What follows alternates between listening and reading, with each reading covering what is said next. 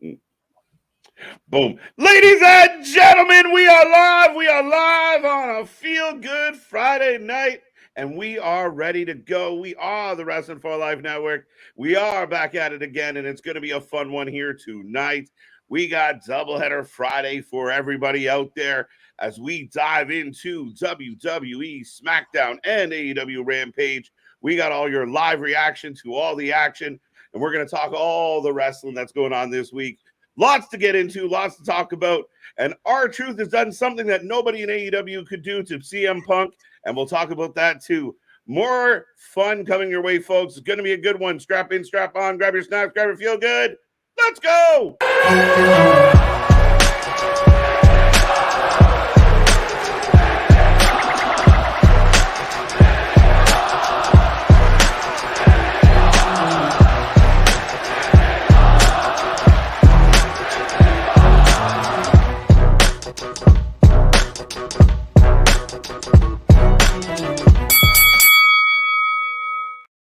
Ding, ding, ding, folks. We're back at it again. Like I said, we are the Wrestling for Life Network, and we got so much to get into tonight. It's going to be a good one as we bring you SmackDown and Rampage. SmackDown on the docket. We got a couple big matches lined up. Plus, we're going to figure out what the fallout from last week. Nick Aldis deciding a fatal four-way was needed for Royal Rumble.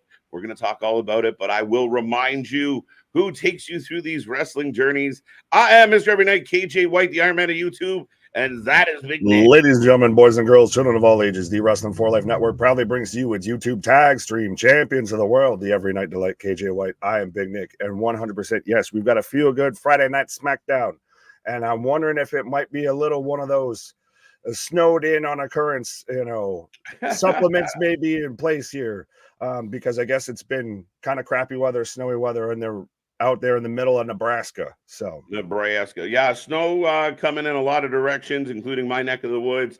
People hunkering down for some inclement weather. So we'll see how it goes tonight. Hopefully everyone's happy, healthy, and safe out there. Welcome, welcome, welcome. I will remind everybody to hit the like, hit the subscribe, be a part of the family. Join the Wrestling Utopia. We are the channel that just watches more live wrestling than anybody else out there. And we just do it on a different level, folks. So thank you, thank you, thank you for being here. If you're already here, we got about 30 minutes to kill before the start of the show. So what is on your wrestling mind? Like I said in the intro, R-Truth is the number one in WWE merch sales. How funny has this year been, Nick? I mean, I think you said it in the group chat. It's, the Twilight Zone and already in 2024. But I think it's fantastic. And it just shows the level that WWE's at right now, that they literally, that video package was regardless of even if you don't like WWE, you like that goddamn video package. And now you want to buy a shirt just because it's R-Truth. Right. It's crazy to me to see now that we're having this game of leapfrog across the board of merch movement. Yeah, I mean, it's crazy. It's so funny to think. Like, we talked a lot this week about Jinder Mahal. Now we're talking about, obviously R-Truth has come back into the fold, and the man is still gold. Like, there's no debating it. The guy is doing extremely well. And I know the wrestling world loves to be at odds with each other, but it's kind of a feel-good thing. Like, if you're out there right now shitting on R-Truth, you're probably not a wrestling fan, because, I mean, how do you get mad at R-Truth? If you think there's a problem with R-Truth, the problem is with you. 100%. So, yeah, I mean, again, interesting card tonight. We hope that everybody made it into the show on time and well. Not a lot advertised for SmackDown. Of course, Rampage is part of the Homecoming Rampage, so we will see what that brings for us tonight. But Bayley taking on Belair is kind of the marquee matchup of this eve. Yeah. Well, I've seen it floated around, and I don't think we've talked about it too much, about the idea of Bayley winning the Royal Rumble. And especially with Charlotte Flair being on the sidelines, and the theory, again, that we all kind of made up and ran with before they even told us it was going to happen, that we were going to get the 4 Horsewomen versus Damage Control at WrestleMania. Maybe now instead we either do Bayley going at Io, and that's the breakup angle that we do, or we can even use that to delay this a little bit or what have you. But I think there's an outside chance that Bayley wins the Royal Rumble. Whoa, sorry about that. No, you're good. I wasn't sure if you were there for or if you were here for a long time or here for a good time. I'm still here. I'm still here. I had a little glitch there. That was funny. But yeah, no, we Bailey winning the Rumble's interesting. I'm still holding on to, a couple other names possibly getting in there, but Bailey would be an interesting story. And we've talked a lot about the potential of, does Bailey go babyface? Does, Mhm. eventually does she get exiled? It's been teased. It's been, we think injury may have slowed this down. How close is Dakota Kai to being ready for a comeback? A lot on the table. Very intriguing. I mean, this matchup on the surface, I mean, between her and Belair, it'll be very interesting how it plays out. It feels like one of those matches that were booked for an angle to kind of play off it. So we will see what they have in store for us. But this chat is blowing up. I was gonna say, well, I shout out Boston of we're here for a good time and a long time. Pause. Yeah, sometimes a really long time, folks. Well, that's gonna be tomorrow night because we got Hard to Kill and then follow that up with Battle in the Valley, which don't start till 10 o'clock. The party don't stop till New Japan walks in, I guess. Yeah, it's gonna be another one of those marathon streams. We go live at 7 p.m., folks, and we won't leave till the wrestling is over. Not to mention AEW Collision's kicking around, so we'll probably peek at it just to see what's up. We got Battle of the Belts. There's a Hog pay-per-view. There's a GCW pay-per-view. All the pay-per-views, like Right. crazy. Everything. Yeah, everything. Do the bookers not look at the calendar and see who else is doing what? Like, I was really surprised Battle of the Belts was going to be on the night, the relaunch of Hard to Kill, which you and I have talked about. We had our buddy Anthony here last night as well. I mean, TNA's really done a great job, and you have gone on the record as, given that kind of the number 2 designation over said AEW right now. I feel so at this point. I mean, all the hype and the buzz right now is for TNA. Most people are talking about Hard to Kill and all of that. No, what outside of Sting's retirement match? What are we talking about with AEW? I know we might have had that Max hangover, but now we've also had a Maxwell Jacob void. Yeah, and I mean, in addition to that, I would argue, like, even with the Sting retirement match, a lot of the talk coming out of AEW has been not the most favorable. Like, even if you're a fan of AEW, you have to be witnessing a lot of the, not so good feedback that's coming through. And we can debate some things, and we'll talk about Sting's retirement match as we go through tonight. But I mean, everything seems to be marred with some type of controversy right now. Just stank. Put some stank on it. Yeah, they put stank in all the wrong places. They put the emphasis on the wrong syllable. Right. But yeah. Hello. Oh, sorry. Where'd you go? I was just going. There's everywhere to go with this chat. Damien's back in the house, always looking for something. The card looks absolutely stacked for tonight. Max, welcome back. I saw him blowing up the chat before we even went live. I hope you're doing well, sir. I was trying to. You calling a co-host? There you go. There you go. Stealing people from the dark side, are we? Yeah, brother. Well, now, and the hooded man from New York has even had, he's gone full scar of now the hyenas are turning on this man. Yeah.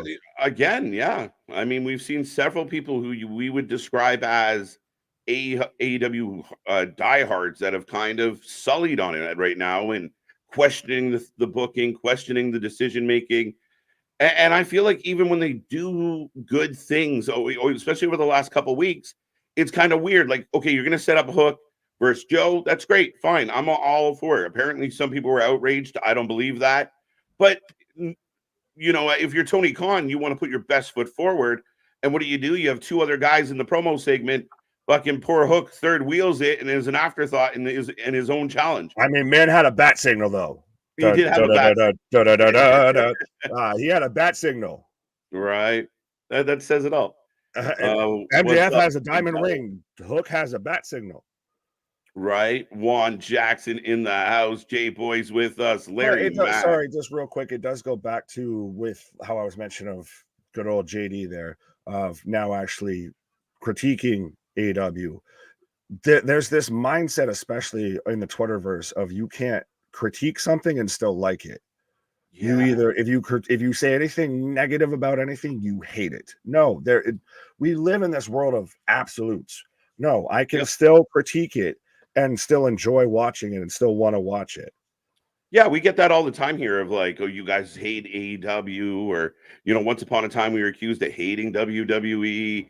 Facts. And again, we're just fans that, like anything else, like any other sport, any other entertainment, we critique it. You get a movie, you get a sequel to one of your favorite movies, and it, sucks pond water, you're gonna point it out. And I laughed. I mean, I saw a clip, and I don't see many clips of this man because he blocked me, but I saw a clip where he was, like, everyone's gonna accuse me of, dick riding Triple H, and this isn't fair. Like, whoa, whoa, whoa! How did you get in that boat? Like, that's how absolute people can be. Nick is, you can watch a guy for 2 years say everything great about the company, regardless of how bad or good it was.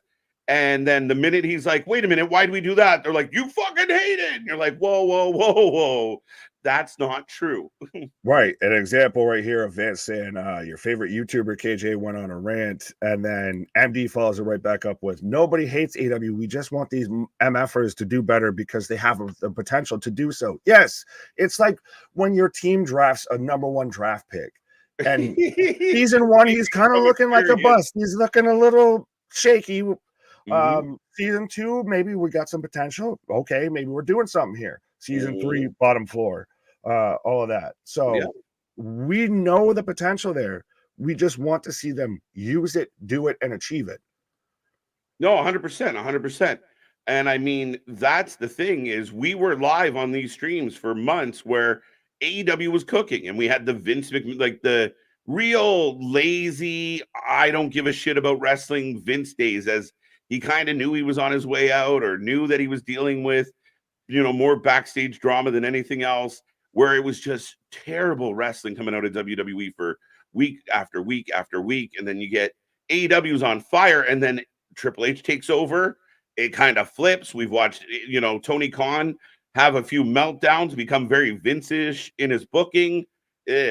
We said this from the jump. Once Vince stepped down and Hunter took over creative, that was the game changer. That was the gigantic Titanic shift in the pro wrestling world.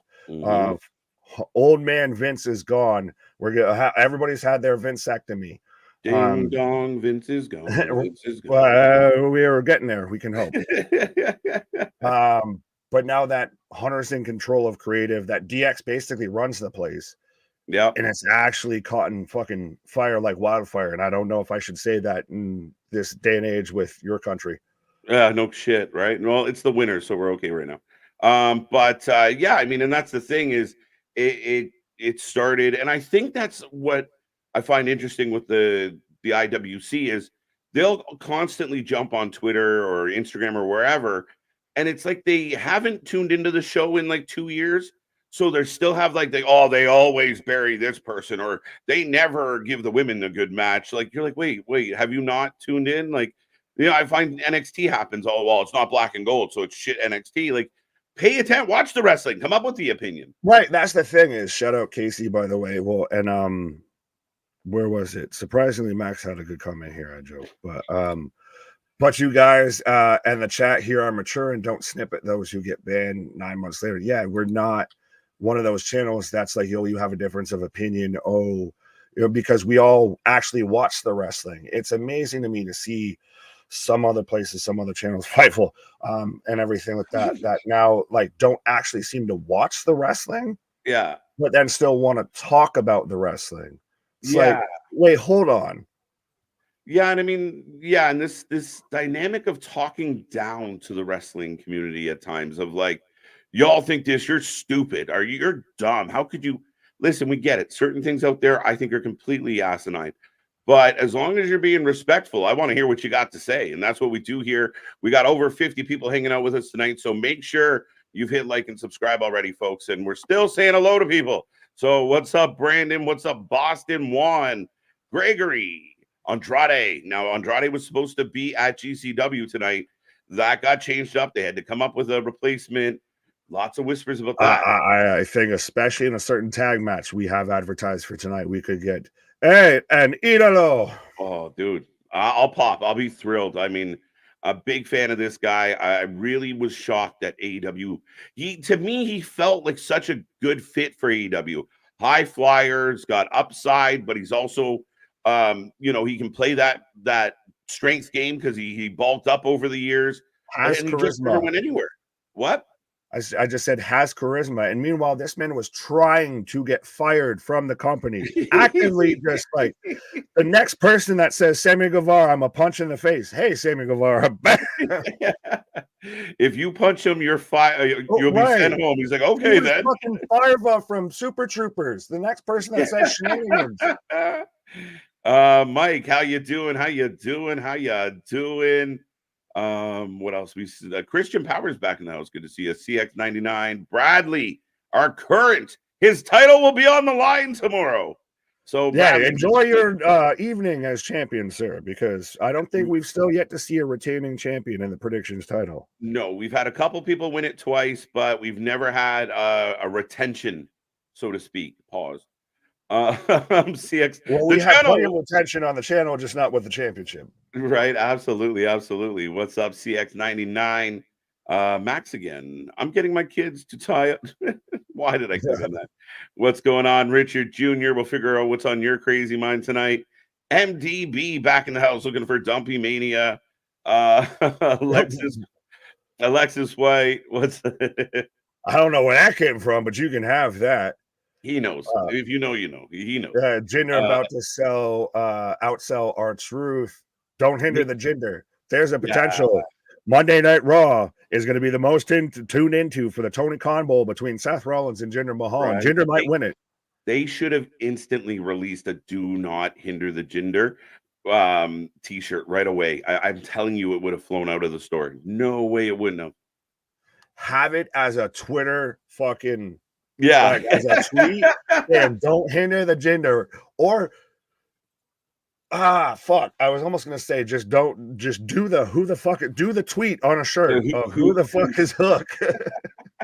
Who the fuck is that guy? You'll do nothing. Right. Juan thinks that Nia Jax is still the front runner. I think the only reason why I don't think Nia Jax is going to win the Rumble is I think she's going to get her shot before Rumble.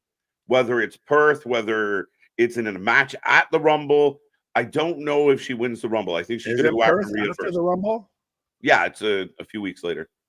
Okay, so she would have circumvented the Rumble because she's already getting her shot at the Chamber. Yeah, I think she's already kind of in the mix. So she might not even be in.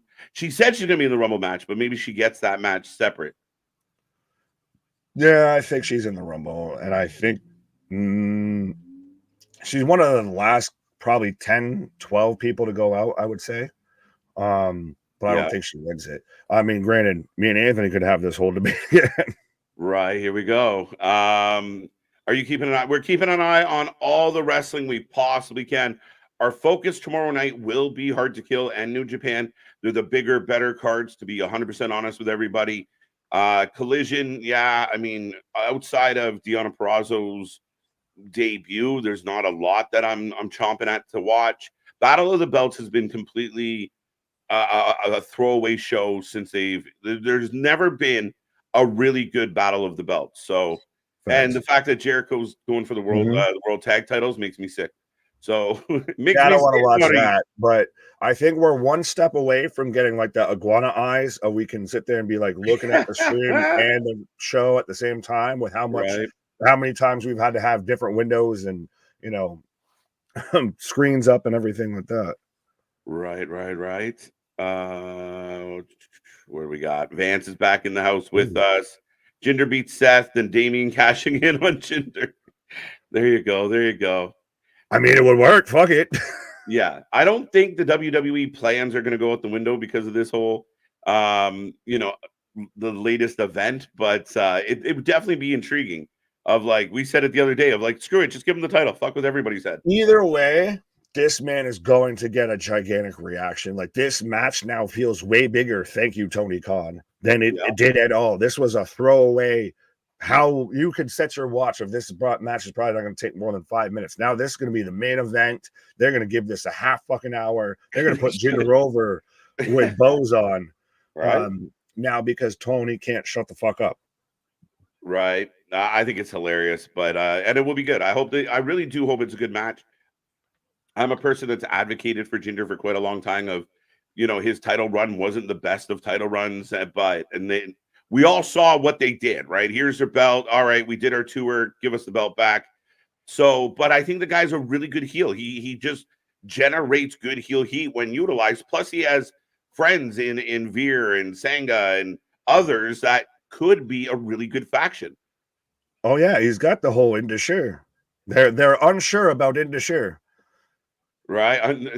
Yeah. What's up, Kat? How you doing? How you doing? No Monet spottings. The AW fans keep showing up.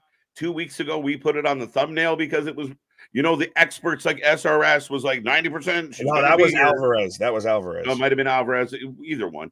Yeah. But sometimes those dudes are interchangeable with their bullshit. Thanks. F. Dave Meltzer. Yeah, no. This guy goes on. Meltzer goes on this big giant spiel monologue about how great the Young Bucks are.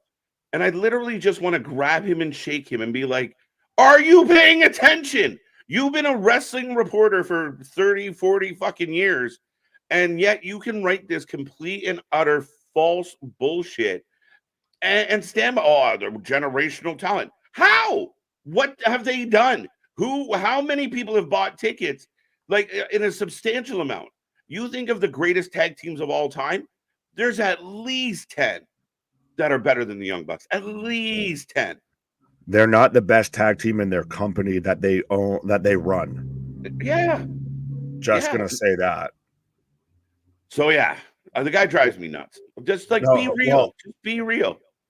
Speaking of being real, I like this from Anthony. I'm going to keep my thoughts to myself regarding Nia and Trinity going forward. No, 100%. Let it out. This is the place we talk about it. 100%. This is 100%. You're at the. That's why half our backgrounds look like bars and shit, because it's just being at the local fucking bar, watching wrestling with the homies. Right. No. Juan bringing up, apparently, according to no Roman at Elimination Chamber. Yeah, I heard this going around a ton. They're not going to give it away. And also, I don't know if they even thought it was in the plans. I mean, I thought up until The Rock showed up on Monday Night Raw and did the whole thing hinting at Roman that Elimination Chamber, especially being in Perth, was just going to be a focus on Rhea Ripley. That's her pay-per-view. She was probably going to be on the poster, everything. Yeah, no, I figured, there will be a definite lean towards Rhea Ripley. Why wouldn't there be in the circumstance? But at the same time, again, it's one of those examples of the IWC made up the rumor. IWC is mad that the rumor's not coming true. Like, we all connected these dots. And yeah, I even said it. Let Roman fight Rock at, Elimination Chamber. But we don't know. I don't know. I don't know the Rock schedule. I'm not his assistant. I don't know if he can get to Australia for that particular date. It was just throwing it out there so poor Cody didn't get steamrolled in the process. Don't be mad when the movie doesn't do the story that you fan fiction wrote for it to do. Right.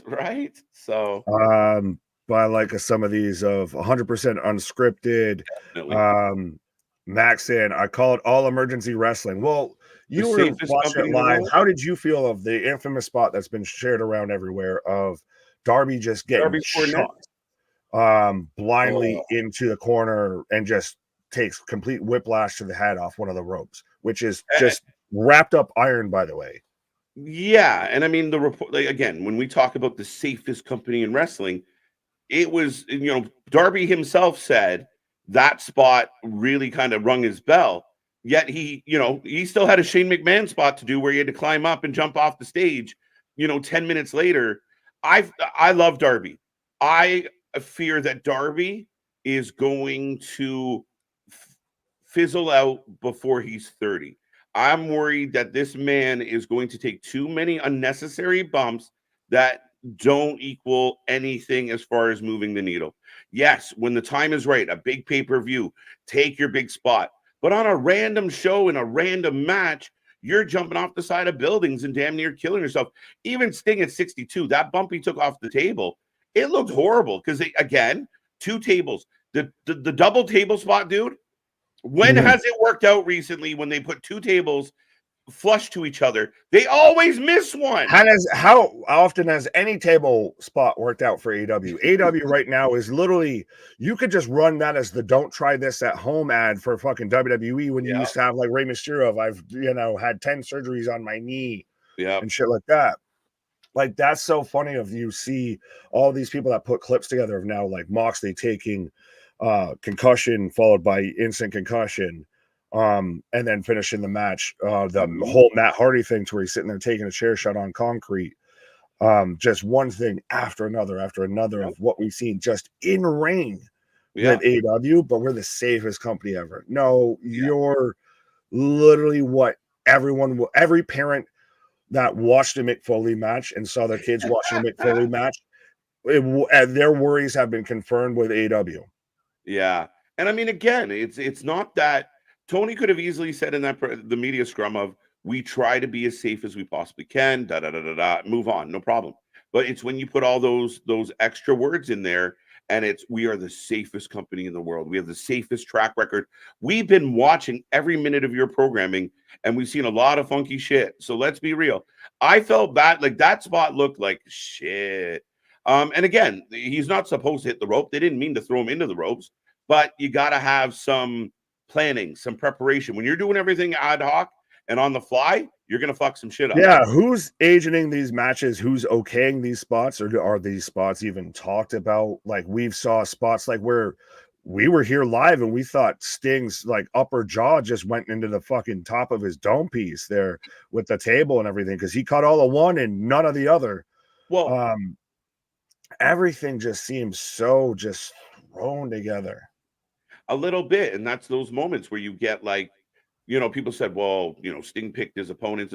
When Sting climbs up that, tells people, I'm going to climb up that ladder and I'm going to jump all the way over there. Somebody in the building should have had the sense to go, Sting, I don't know if you're going to make it. But I got the start of the show coming right now. So I got then on my screen, big guy. Folks, Nick and I are going to sync up. I see 70 people with us right now. Be a friend, tell a friend. Anywhere they're talking wrestling, drop our link. But we got SmackDown going live any moment now, right, Nick? I'm trying. All right, now I got a Kia commercial or Toyota. Sorry, wrong brand. Oh, there we go. But yes, we will take a prediction on every single match tonight. We will take a rating out of 10 at the end of the night. Tell me when you got now. Okay, brown cow. I have now. There we go. So, ladies and gentlemen, welcome to the show. And we will be staying for Rampage after this one. So 3+ hours of live wrestling coverage. Back at it tomorrow for 4 or 5+ hours. It's going to be a fun weekend. Let's go. Absolutely. Together. I've got the crowd shot right now as they're rolling through the front row. 2 weeks from tomorrow, the Royal Rumble. I can't wait, man. Well, and so as we boast and brag about how we're the alternative commentary and everything like that, for all the wrestling action and how you can just watch the show and put them on mute, is it fitting that Kevin Patrick is now, quote unquote, under review from WWE officials? Again, I think some of this is like, I don't know who from within as Grayson Waller kicking us off tonight, the douche canoes are live and well. Right. Like, I don't know who within WWE is literally telling a dirt sheet writer of like, oh yeah, that Kevin Patrick guy that they just put on commentary, we're babysitting that guy. We already knew it. They gave him training wheels for 4 months. Listen, Kevin Patrick might not be the guy. He might be good at doing a backstage interview. He might be good in other capacities. As your lead announcer, dude, I watched some old Rumbles and old clips today, and there's JR screaming, going red in the face. It's not Kevin Patrick. I'm sorry. No, he 100%. He's respectfully the Saxton. He's the David Otunga on commentary. He's the I'm there because someone else is supposed to be here and isn't here. Yeah, but who's supposed to be there, right? Like, I think they got to address it. If you want SmackDown to kind of have that pop and that excitement, you need somebody that drives that. You gotta. Yeah, that would be beautiful. That would be ideal. But you need somebody that can create the emotion that you expect the fans to have. That's your job as the lead on commentary, is to drive that emotion. So I just it's not KP. I'm sorry, man. No, not respectfully, not saying, this man can't talk. He 100%, like you said, should just be backstage interview, etc. But as lead commentator, no. No, he's I would even argue of even just on the commentary table, like he was bad on the fucking pre-show panels, and you gave him lead commentator. Yeah, I don't get it. And he just doesn't have that, no offense. He's very British. He's very like, there's no personality. Yeah. And I don't know that he's going to find one. So, but right. Scott, thank you. And I will remind everyone out there, as this chat gets busier, click the super chat, click the super stickers, become a member, stand out. We try and click. I know we click more live chat messages than just about anybody out there, but it gets tricky, folks. So stand out if you want to be heard. As I say, sometimes we still feel like we're not clicking enough. But yeah. I like this from CX99 of Wrestling for Life over who the fuck is this guy, Kevin guy? You get a start. Well, right. That's been the thing of popping off. Maybe we need to do a W4L versus everybody shirt. Right. Because we've had people saying we're above Fightful. Now we've got people saying we're above Kevin Patrick. Well, again, like even like you were saying with, why is this even a story? We knew this. We know he's not good. You didn't need to tell us he's not good. Yeah. So sometimes I think the dirt sheet writers. Oh, sorry. So the Bloodline has jumped Cameron Grimes coming out here to go. Oh, wait, what? There's a match for Grayson Waller. I thought we were still in the replay. I thought for a half a second. But again, we have Nick Aldis out there standing doing goddamn nothing. And listen, I know you and I debated and disagreed on this a little. Nick Aldis getting tons of praise online. A lot of people pumping his tires, loving how he's managing. Fantastic. But it's, to me, it's one of those of just act like you give a shit a little. Like something here. He does. He's a little too cool for school. It's throwing me off so much I can't even get the words out. Cool as a cucumber. He don't get rattled for nothing. He knows who's in charge. But Damon's out here, ladies and gentlemen, we're not the bad guys. Is that guy? He points right at all that. So instantly, I like this as shout out Jason becoming a member for 6 months. Triple H needs to hire Ian R for SmackDown tomorrow. Riccaboni. Well, one's hired under AEW. Well, we can talk about that in a second, but right now we got Paul mad about this fatal 4-way match, and I don't know. Should we read something into a little bit of gray that's seeping into Paul Heyman's side crown? Well, he's going to be obviously a little stressed of his, his tribal chief is in a fatal 4-way. That's why it's, fuck this show. I do like this of it's literally, no, screw this. We're going to cause chaos and everything until you come out here and address this. I like that they're creating the, us versus the management, us versus the system. Kind of, is it a turn? Is it a turn? Yeah, a little bit though, but it gives something for this bloodline because the bloodline's been a little cold for a hot minute. So yeah, valid. Right? You at least threw it on the microwave. You might not have thrown it in the stove or the oven yet, but you at least threw it on the microwave. Oh, there you go. All this yanking that mic. Yeet. And I like that Heyman's even got a holdback solo. Like, I will give all this credit, 100%. This man has been phenomenal in this role. Absolutely. Just because I critiqued him last week doesn't mean I don't like him being in this spot. Unlike, I'm addressing the Twitter fans. But again, I like how all this is presenting himself. It cut to live. So they actually interrupted the replay package to start the show. Fair enough. So that's why we were all thrown off and discombobulated.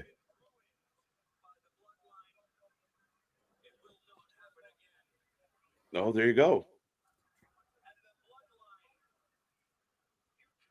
I like the no yeet shirt, by the way. Yeah, it's too funny. What's up, Tony? How you doing? Sophie, how you doing? J-Boy. Oh, he went for the cheap McFoley pop tonight in Lincoln, Nebraska. What?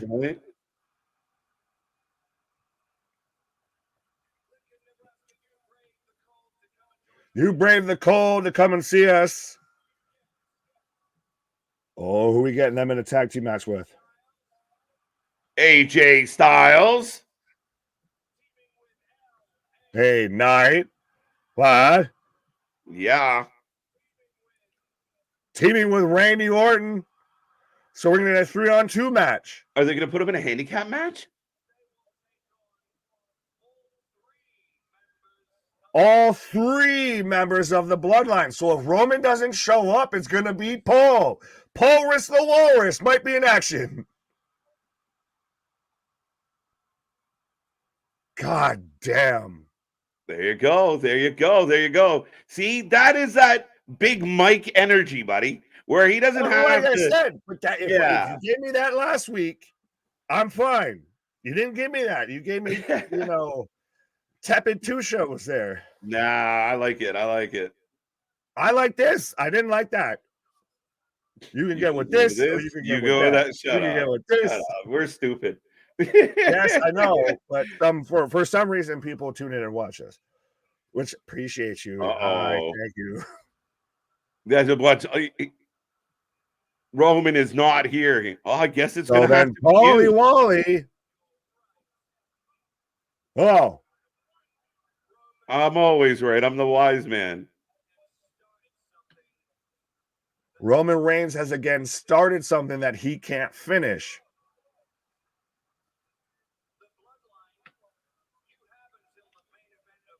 You have until the main event to find a partner. Jacob Fatu. Andrade El Idolo. Really? I mean, it could be to where it's just a 3-on-2 handicap match. Yeah, So, no, I was just fucking around. Oh, no, I'm being honest. Literally, it could go that way. I was just trying to reach to find somebody that they could find as a partner. Where's Tomatonga tonight? Right. Hey, he got quote unquote fired. How do you get fired on your day off? Right. How do you get fired when you quit the company? Right. Well, it's Friday. We ain't got shit to do. So right. So off with a bang. I love it. And you know what? What's different between what Aldis is doing right now and what Pierce had been doing, it's finally somebody putting the bloodline on their heels. Right? Pierce gave in to them a lot. Oh shit, okay. Well, whatever you want, 2 shows. Man. Yeah. Well, before. Oh no. Yeah, I'm seeing even then he was still running 2 shows theoretically. Yeah. But yeah, no, I like one's coming to Nick be standing on business. Yeah, all this is 100%. I've been trying to learn that sign language for that. That's been the new thing going around of all thanks to DK Metcalf of standing on business. Right. And here comes Santos Escobar with Los Lotharios. Los Lobos. I haven't called them Los Lobos in a while. So that must mean they're doing better because I stopped calling them Los Lobos for a hot minute. Yeah, weren't you saying that they were like just LWO, but just different words? Legato World Order acronym. Yeah, Legato World Order instead of Latino World Order. That's just lazy, right? Lazy booking. That's like slapping the no on the Yeet shirt and calling it a different shirt. That's like just blurring the Yeet shirt. Oh, we're getting a package for Legato. There you Louis, go. What up, my guy? Louis. Oh, no. I like this. I like this a lot. Yeah, I'm waiting for the fucking Spider-Man meme when Andrade shows up and him and Escobar just point at each other and just look. Yeah. You're me, I am you. But you know what? Because of the way this all played out, Zelina Vega showing up with Andrade as him going after them babyface works, right? Because he and she was part of the casualty of this war, so she goes and finds reinforcements. No, you got to even the odds because somebody's got to go against Carlito, and who's going to go against Carlito of Andrade El Idolo? Interesting. I'm just excited to have Andrade back over there, respectfully, because like you mentioned earlier, they were doing fuck and all with him in AEW. Absolutely, man. So up next, LWO versus LWO tag match. So we will take your predictions. Are you taking Legado? Are you taking Latino? that sounded. In my head. Yeah, I just let that hang there for half a second. Yeah, it sounded good in my head.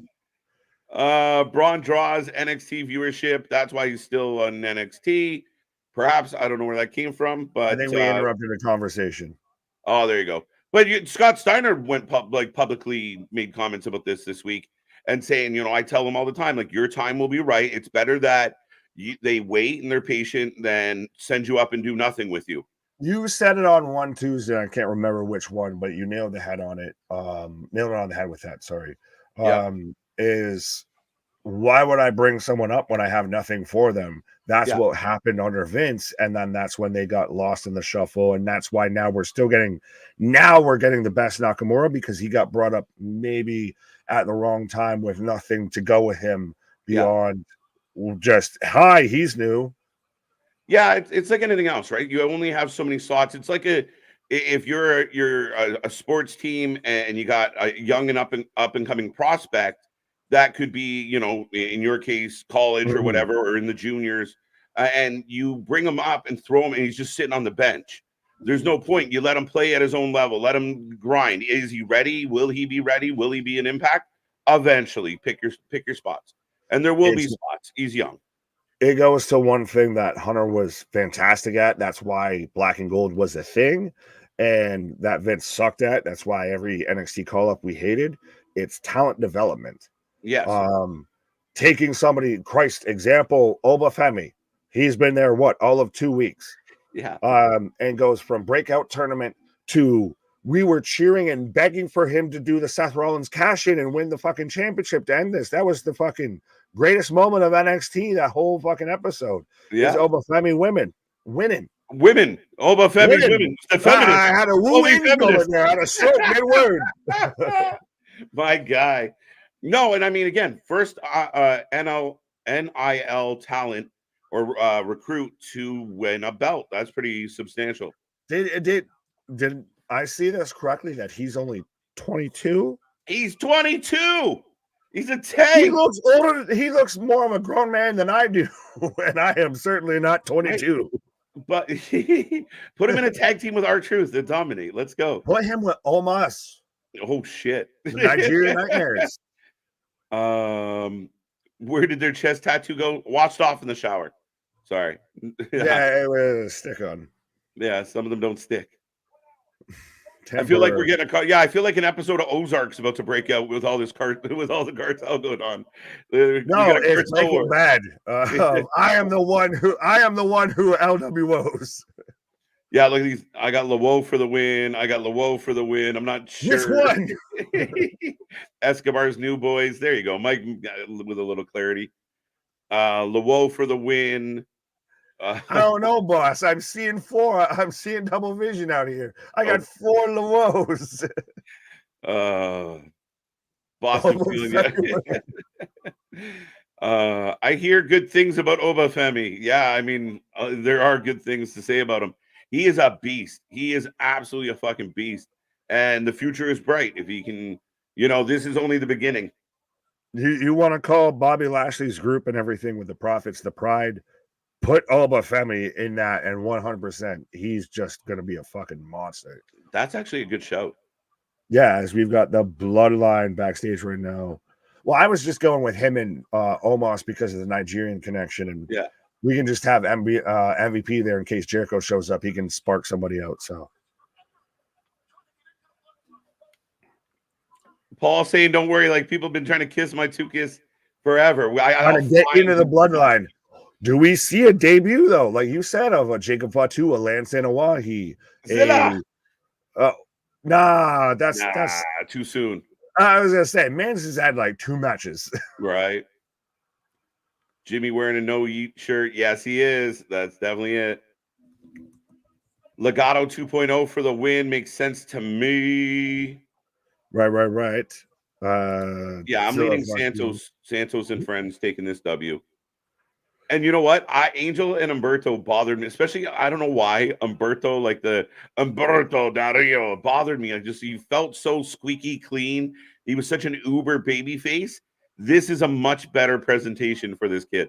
I think they work fantastic as a tag team. Yeah. But yeah, babyface is always gonna works better from working from with under, instead of having Ooh, the competitive I have nothing. advantage. What the fuck is going on though? You have DJ Zima Ion out here looking like the White Power Ranger. You have Zelina Vega looking like she's cosplaying Julia Hart. And then What? you have How Cruz dare Del Toro that I just got here. you? Wait, you said you were gonna wear the you said you were gonna wear the shoulder pads too. Right. What is what is Elton John, My Chemical Romance, and fucking I don't know, Fallout Boy all coming out together for a concert? But this match should be a good one, folks. We're off and running. I will be back in a moment, my friend. Right. KJ's taking a pause for the causes. I've got Cruz Del Toro right now going on in the ring with Angel Garza. So again, let me know who you're taking. And I guess if you're taking we'll say Los Lotharios or LWO. Well, we won't just call them both LWO because it's going to get confusing with vitamins here. Wow, he got cut off quick. He cut himself off though. That's the thing is we cut each other off. No one cuts each other off. We cut ourselves off. Oh God, Santos faction Phil won. I think John, you were saying that they will win. I'll take that as that. Mega just, I guess, fanboying over Zelina. Why does LWO have like 30 different prints right now? Because merchandising, very much. You got to get all the colorways to represent every Latin American country here with the LWO shirts. But yeah, Umberto and Garza very much seem like a team. It's so interesting that essentially Legado with LWO with Joaquin and Del Toro, that they don't seem as cohesive as a team as Garza and Umberto. I get there's the family connection, but Del Toro just getting dumped out the outside as Garza, hangs up the ropes there. Will Andrade debut tonight? I think so. It's a matter of when. KJ mentioned it earlier. He was supposed to be on the GCW show tonight, but they pulled him from that. So I think very much he's going to be here as we go to commercial break. God knows however many where's Curtis, with Del Toro on the outside as Los Lotharios standing tall. But yeah, Andrade I think is showing up tonight. It's just a matter of when and how, I would say, because he was supposed to be appearing someone else or somewhere else, and if they're pulling him, he's either showing up tonight or he's showing up goddamn soon. And to me, SmackDown makes more sense because wifey Charlotte is on SmackDown as well. Vega is an anime nerd, and is that a problem? What if I'm an anime nerd? Is that a problem, Matt? Did he fall out by accident? No. They very much, you had Garza who was pulling down the middle rope there. Commercial break number one. I really doubt at all that that's commercial break number one. Spaceballs the musical. We got to push this merchandise. Yes, 100%. You got the reference. Thank you. Merchandising. Oh my God, Jacob Fatu. Be amazing if he showed up. It would be historic, I would almost dare to say. The likelihood of it, though, I think is slim and none. And that's no disrespect to Jacob Fatu. I think it's more of just A, in this moment, and B, where WWE's at. I don't know if they could contractually make it work, if that's the spots you want to bring Jacob into. I mean, if they did, holy shit, would it be amazing. But it would very much be I would be amazed if it happens. I'll put it that way. I don't think it's the likely option. Keyshawn, Packers versus Cowboys. Who do you have? Cowboys. Home field advantage, and respectfully, Packers they're playing with house money. That the fact that they even made it there. But yeah, as I'm getting a commercial for that, it's funny that you mentioned that. But yeah, 100% I will be here watching my Buffalo Bills beat the sugar, honey, and iced tea out of the Pittsburgh Steelers. And it's funny that they've even now hired snow shovelers because of the anticipated snowstorm that's going to happen, because now we got, home field advantage. So now you got to come to Buffalo. I want to see someone can show me this if this has happened before, but I need the Dudley boys, involved in a table spot with Bills Mafia. I need Bully Ray out there putting some member of the Bills Mafia. Christ, I would offer to be that member of the Bills Mafia to get put through a table by Bully Ray, because it only seems so fitting. As we're back in action that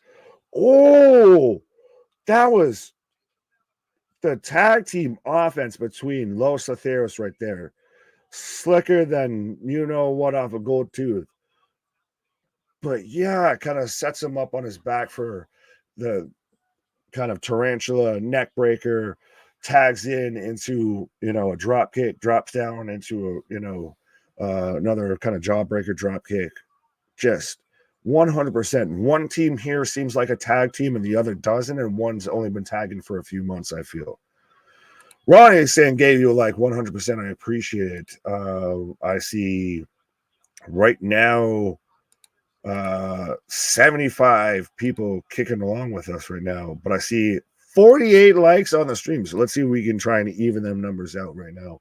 And 100%, we are, tiptoe by the window for 3.4K. So let's see if we can crack that number as well too here before we're back at it like a jackrabbit tomorrow for not only Hard to Kill, for Battle in the Valley, still going to have Collision and Battle of the Belts, maybe peripherally on in the background. Maybe I'll sneak in an NFL game or something like that. We'll see. But absolutely we'll be here 100% for Hard to Kill and Battle of the Valley tomorrow, as Walking Wild with a DDT onto Garza for a 2 count.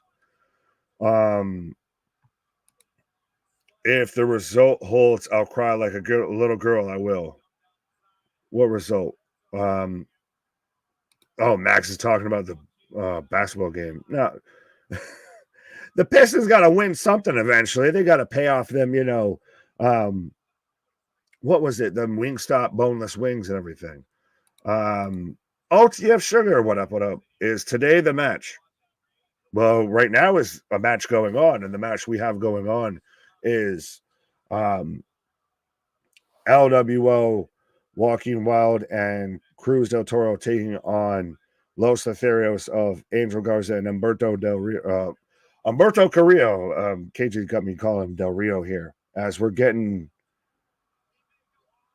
that wasn't even an assisted Superlex ever. That was an assisted just toss from the top rope, as Del Toro in the ring steps. Humberto rolls through on the missed moonsault. Sunset flip into turnout powerbomb. 1, 2 count. This respectfully has been domination by Los Atheros here. Like I said, they have fully established themselves as a team that could be going for the tag team titles right now, I would say, with this match. Boneless Woo Wings. Yeah, that's what you get if the Detroit Pistons win. Al Middlebrooks, hi guys, in the St. Louis area, in a serious windy weather freeze. Stay warm if you're in the Midwest/East Coast, so half the U.S. But yeah, that's even what we were talking about earlier, Middlebrooks, with the weather going into SmackDown tonight, with them being in Nebraska. Even Nick Aldis pointed out how, they traveled out here. They traveled their way to get out here. Oh, Del Toro with a twisting Splash onto the outside onto Umberto, and I'm sure we're probably about to go to commercial break right now. Oh, we're getting music here with Carlito. So Carlito coming out right now as he jumps Escobar from behind at the announce table here. Yeah, 100%. The winter weather is upon us. Absolutely. And that's why you need to just stay, hunker down, grab your snacks, grab your feel goods, all of that, get your vitamins, and just tune in and watch the wrestling with the homies with us. So make sure you hit that like, share, and subscribe button. Absolutely. So right now, Carlito just walking off with Escobar as what the fuck? Like, good result, terrible finish. So Garza then wins it with like a little quick half a hiccup roll up and very clearly grabs the ropes.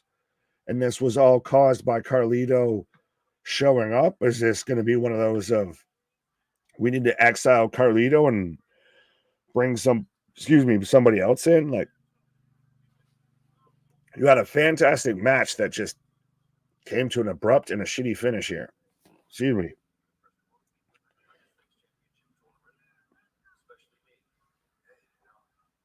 As Carmelo's backstage right now with Nick Aldis. So is Aldis going to try and sign Carmelo? As he's interrupted by the douche canoes, as KJ likes to call them, of Theory and Waller. Yeah, here's the heel for roll up. For roll up. Mello. Mello was always dressed like the lost member of Jodeci. Yes, Carmelo. When to become one. Los Lobos Locos. Los Pollos Hermanos.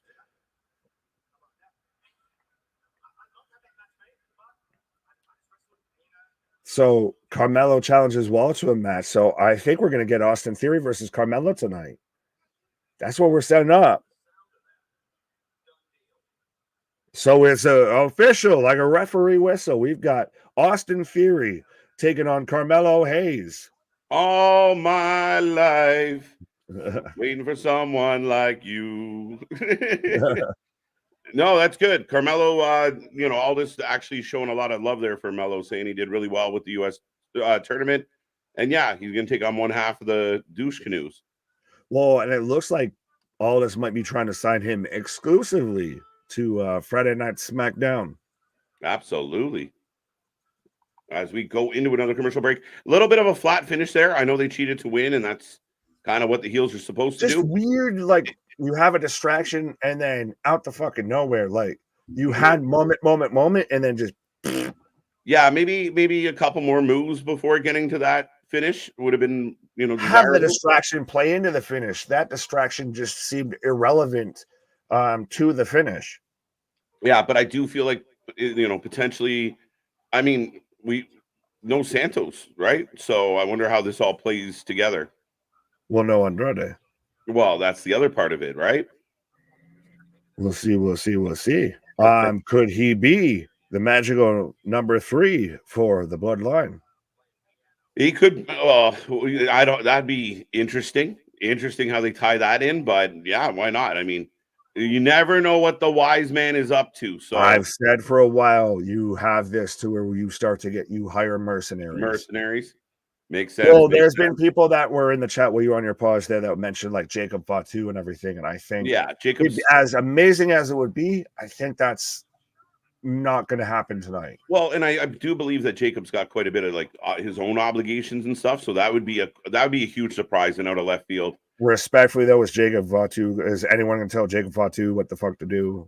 I know that rhymed and I didn't mean to do it, but I do it from time to time. Right. Yeah, that man is a scary individual in and outside of the ring. Right. Jacob, you need to be here. No, God, no. Okay. Mm-hmm. Right. So yeah, very interesting. We'll see. Will it be? No, I think I don't see it being somebody like I don't know. I think Jacob might be a reach. I mean, could it be someone else?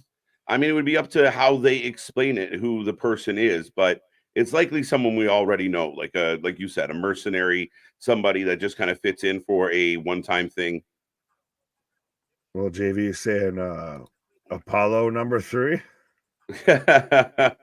We will, yeah. Good luck. I think we had failure to launch on that one. I think we had to wait until like 11 or so for it to be actually a successful launch on any sort of project like that. Yeah, no, absolutely. And on a quick side note, I'm putting my money down on the Packers to upset. Let's go. Oh, okay. Well, as we're in commercial, do we want to run through the games or anything? If you want, real quick, I guess we could do that. I mean, we are Hold the on, channel let that me covers pull it everything. up. Absolutely, 100%. Mello versus A-Town down. This looks like a spot that's setting up for KO to somehow get involved as well. As we did see him get involved. I mean, he is tied up with Logan, but Logan and the douche canoes work very well together. One big old douche melting pot. First game, Browns Texans. Who you got? Tomorrow at 4:30. Browns. I hate the Texans. I'll take the Texans just to be difficult and just CJ Stroud. I think the rookie sensation keeps rolling. Fair Even enough. though their defense is decimated. Yeah, we'll see if I mean, they have some tools. I mean, Singletary could go off, but I don't know.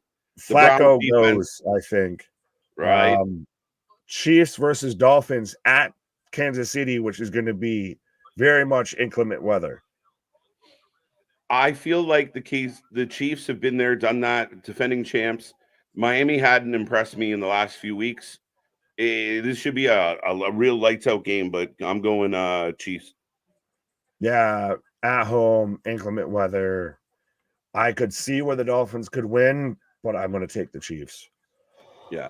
I mean, if the Chiefs go out, I mean, it will be a very disappointing. Like, it's been a really wonky season for the Chiefs. If the Chiefs go out, we walk into this fucking Super Bowl, I feel. Blame fucking T Swift. Yeah, but we've also got Bills Steelers. I'm taking Bills. I think this one's quick. Yeah, I listen. You're gonna take the Steelers just to piss me off. No, I'm taking Bills, but I'm nervous because every time in history, and listen, I relate to you, my guy. We both have floundering. Oh, look, Paul. Sorry, Paul talking to Carlito with an apple. This man is genius. Polishing his apple. Man. I would pay to be Paul Heyman's assistant. I would pay all of the money just like sit and talk with this man for like fucking 5 minutes. Yeah. I don't disagree with that. The only fight he wants is Santos Escobar. Thank you. Oh, I thought he was going to spit it in Paul's face. Oh my God, he can't do that. Them are fighting words. Heyman is going to have, that's going to be the narrative of nobody wants to work with the bloodline. The overarching thing of the entire show. Yep. Is Heyman backstage trying to get somebody to team with the bloodline. Yeah. But right now we're going to the progressive match flow. My only fear for the Bills is anytime, a lot of times in recent history, when they are clear-cut favorites, they find a way to shit the sheets. So fingers crossed, my friend. See, you just said the norm, though, to any Bills fan is just fear and Bills, 100%. I've said this before. I don't need a cardiologist because I'm a wrestling fan and a Buffalo Bills fan. So, yeah, let's be honest. The Steelers, I mean, in any other season, the Steelers wouldn't be in the playoffs right now. So they should roll them. Packers, Cowboys. You took the Packers. I took the Cowboys. Anything else you want to say on that one? Rams, Lions. The prodigal son, Matthew Stafford, returns home. I'm taking the Detroit Lions. Yeah, buddy, Iman is taking the Rams. I'm leaning Detroit as well on this one. I get nervous because Dan Campbell, as much as I love this man, he could fuck it up and just go with the marbles call of, you know, I'm going to take a gamble on something that I shouldn't. Will his wild style coaching translate to a playoff, right? That's the curious part. Right. And then last game, Monday night, going against Monday Night Raw in the holy shit, we still made it in bowl. Eagles versus Buccaneers. Fly, Eagles, fly. They've got to do something. Yeah, I'm with you. I have trouble. I didn't like what the Buccaneers did this year. So, not that the Eagles were the Eagles that we remember. So, this is a chance. I mean, the best guy in the building is playing QB for the Eagles. That's their hope right there. It's all on his shoulders. Right. But we're here with Logan Paul, who is still rocking that black eye.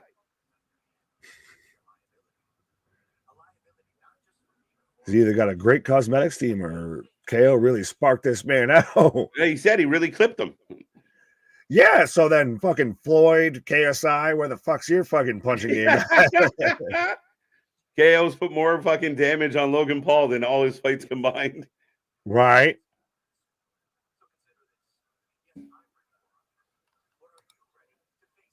That's aggressive. CFL is worse. Montreal won the Gary Cup, and my wife is an Alouettes fan. Alouette, gentil Alouette.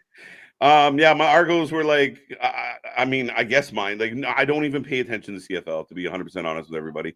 So, but yeah, I always root against anything in Montreal. So there you go. That's big upset. Ontarian, and yeah. As I've got Bianca coming out, but I'm gonna Alouette here for a minute here. Alouette, gentil Alouette. Nick's gonna take a pause for the cause, folks. Bianca Belair is coming out for her match against Bayley. So we got lots going on SmackDown here tonight. We are rolling, and the chat is live. So make sure you get in there. And clearly, Nick and I are willing to talk about anything. Yeah, snowstorm. The weather. I love when we get snowballs. So let's see. I mean, as a Canadian, watching everyone run around in the snow is hilarious. Giants whoops that A88, but we are going back to commercial break.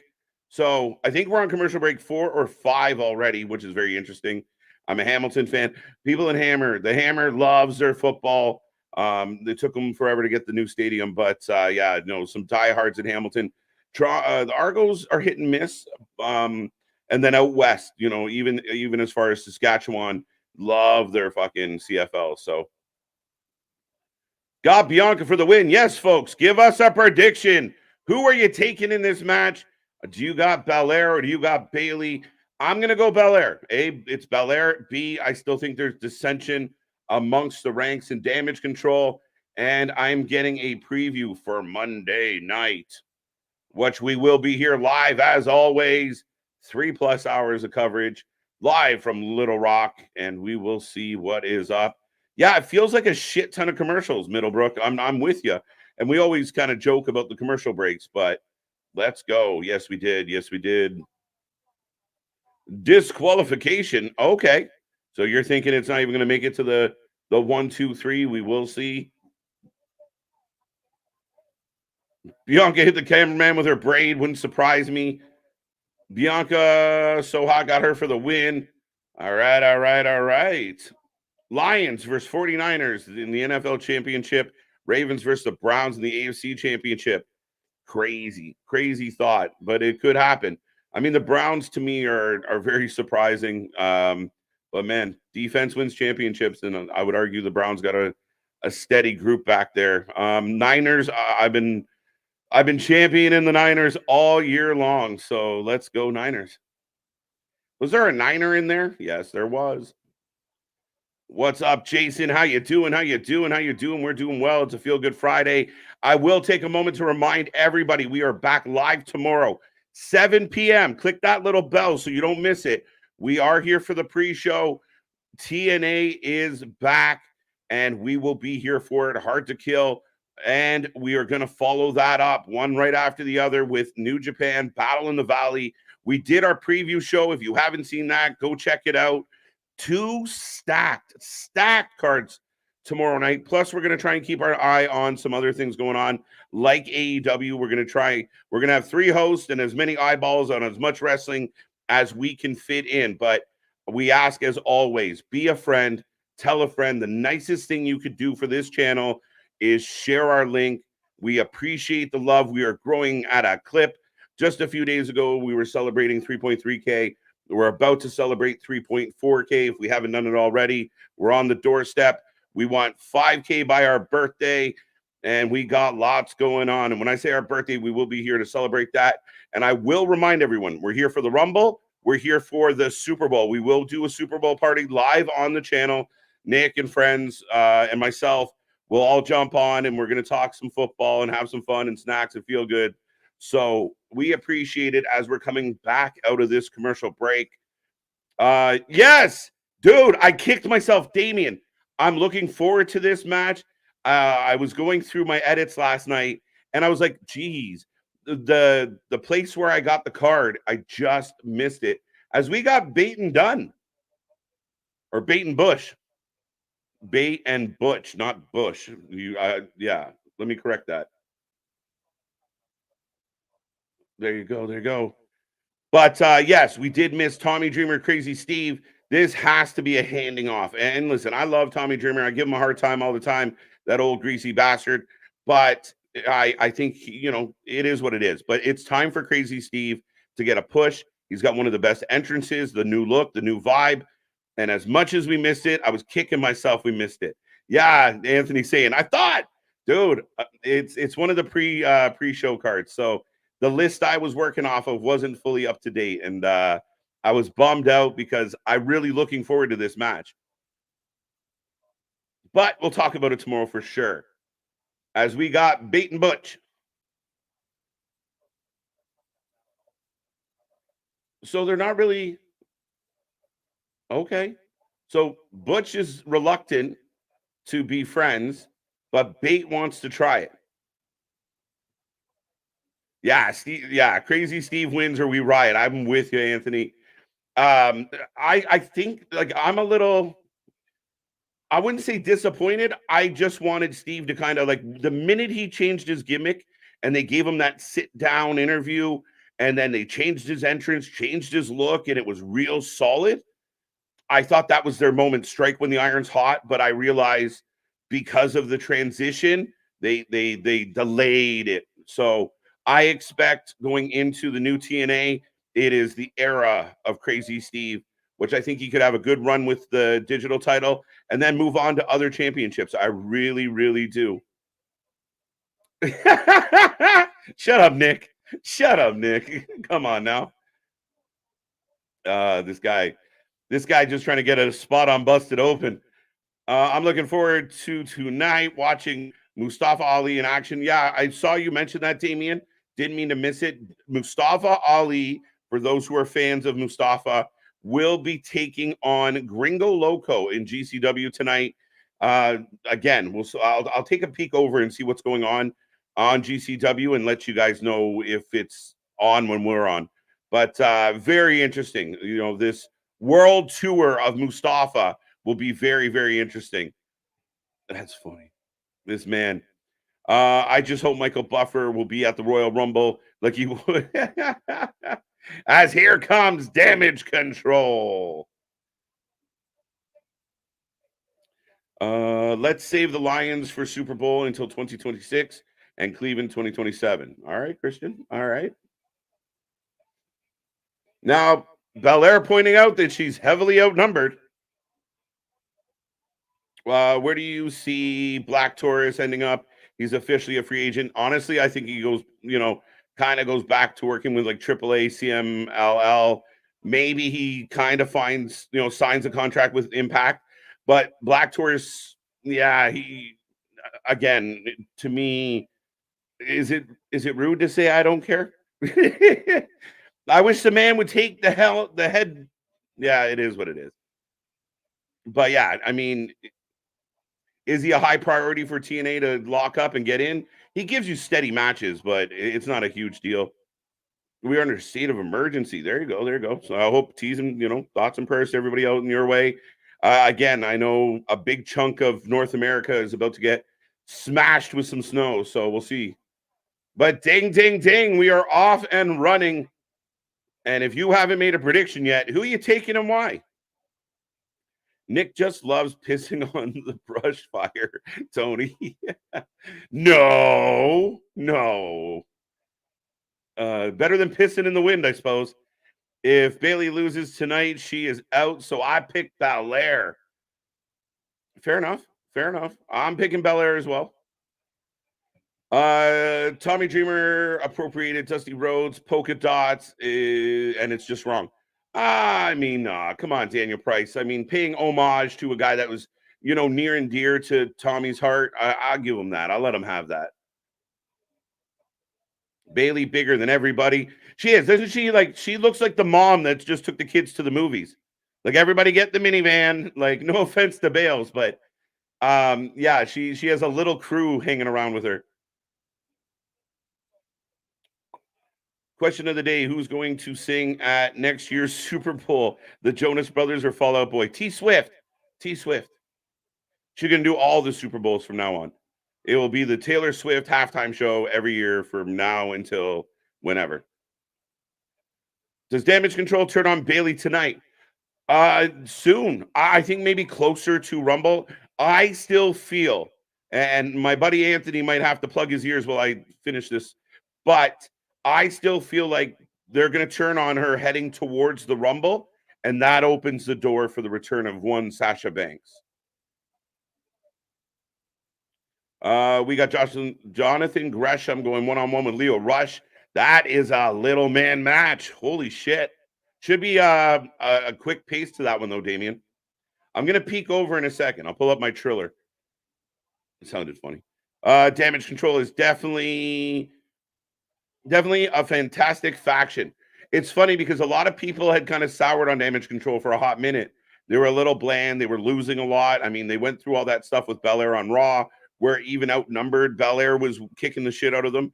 The addition of Asuka and Io changed the dynamic completely. Bailey looks like she had her makeup done by big dog. There you go. There you go. He'll probably wind up in AEW. I mean, Khan hired Commander, and he's been a complete train wreck. I mean, I could see Tony Khan throwing him in on Ring of Honor, doing that like, those random spot bookings where it's. And I think Black Taurus has done a couple matches with AEW, and someone out there can correct me if I'm wrong. So yeah, Vikingo and Commander and Black Taurus versus whoever, Top Flight. There we go. Here we go. 2 count for Bailey. Also, Blake Christian versus Calvin Tankman for the GCW World Championship. Blake Christian has been outstanding as the champion for GCW. For anybody that watches GCW and also watches Ring of Honor very much has Blake Christian as a baby face, but he's so good as a heel. Taking that belt off of Masha. Bianca for the win. I got Pete Dunne name coming back. I hope Pete name. Yeah, 100%, Eric. I want that name back. The Butch name, I don't get it. I don't know why it happened, but why couldn't he just be Pete Dunne? Is it because Kevin Dunn? But Kevin Dunn's gone, so who cares? Fuck him. We got damn Bianca Swole. Hey, Bianca's one hell of an athlete. As Bailey ties her up on the middle rope, distracting the referee. You know what comes next? Oh, no, wait a minute. That's interesting. Bailey distracts the ref, and nobody from Damage Control helped her out. Nobody from Damage Control got involved, and you see the conversation happening here. Bailey, like, what are you doing? What are you doing? So, yeah, more trouble in the Damage Control paradise. No contest. Nah, I think we'll get some. I don't like Bailey's odds here. Bianca up and over, down hard. And everybody from Damage Control just moves out of the way. Woo. Not so fast. Well, we'll save that for when the man returns. Bailey won defiantly. Richard on fast forward. Unless Bianca gets back up, I'm going with Bailey. Fair enough. Belair. Yeah, right now it doesn't look good for Bailey, and even her backup isn't really playing backup. Dale agreeing with Eric about Butch. Belair will have friends come to her aid. Possibly, Terrence. Possibly. We'll see. Bailey looks like she could squat a car. Squat me anytime. Bailey for the win. I have 9 minutes until GCW starts. Thank you, my friend. Like I said, I'll take a peek over to that.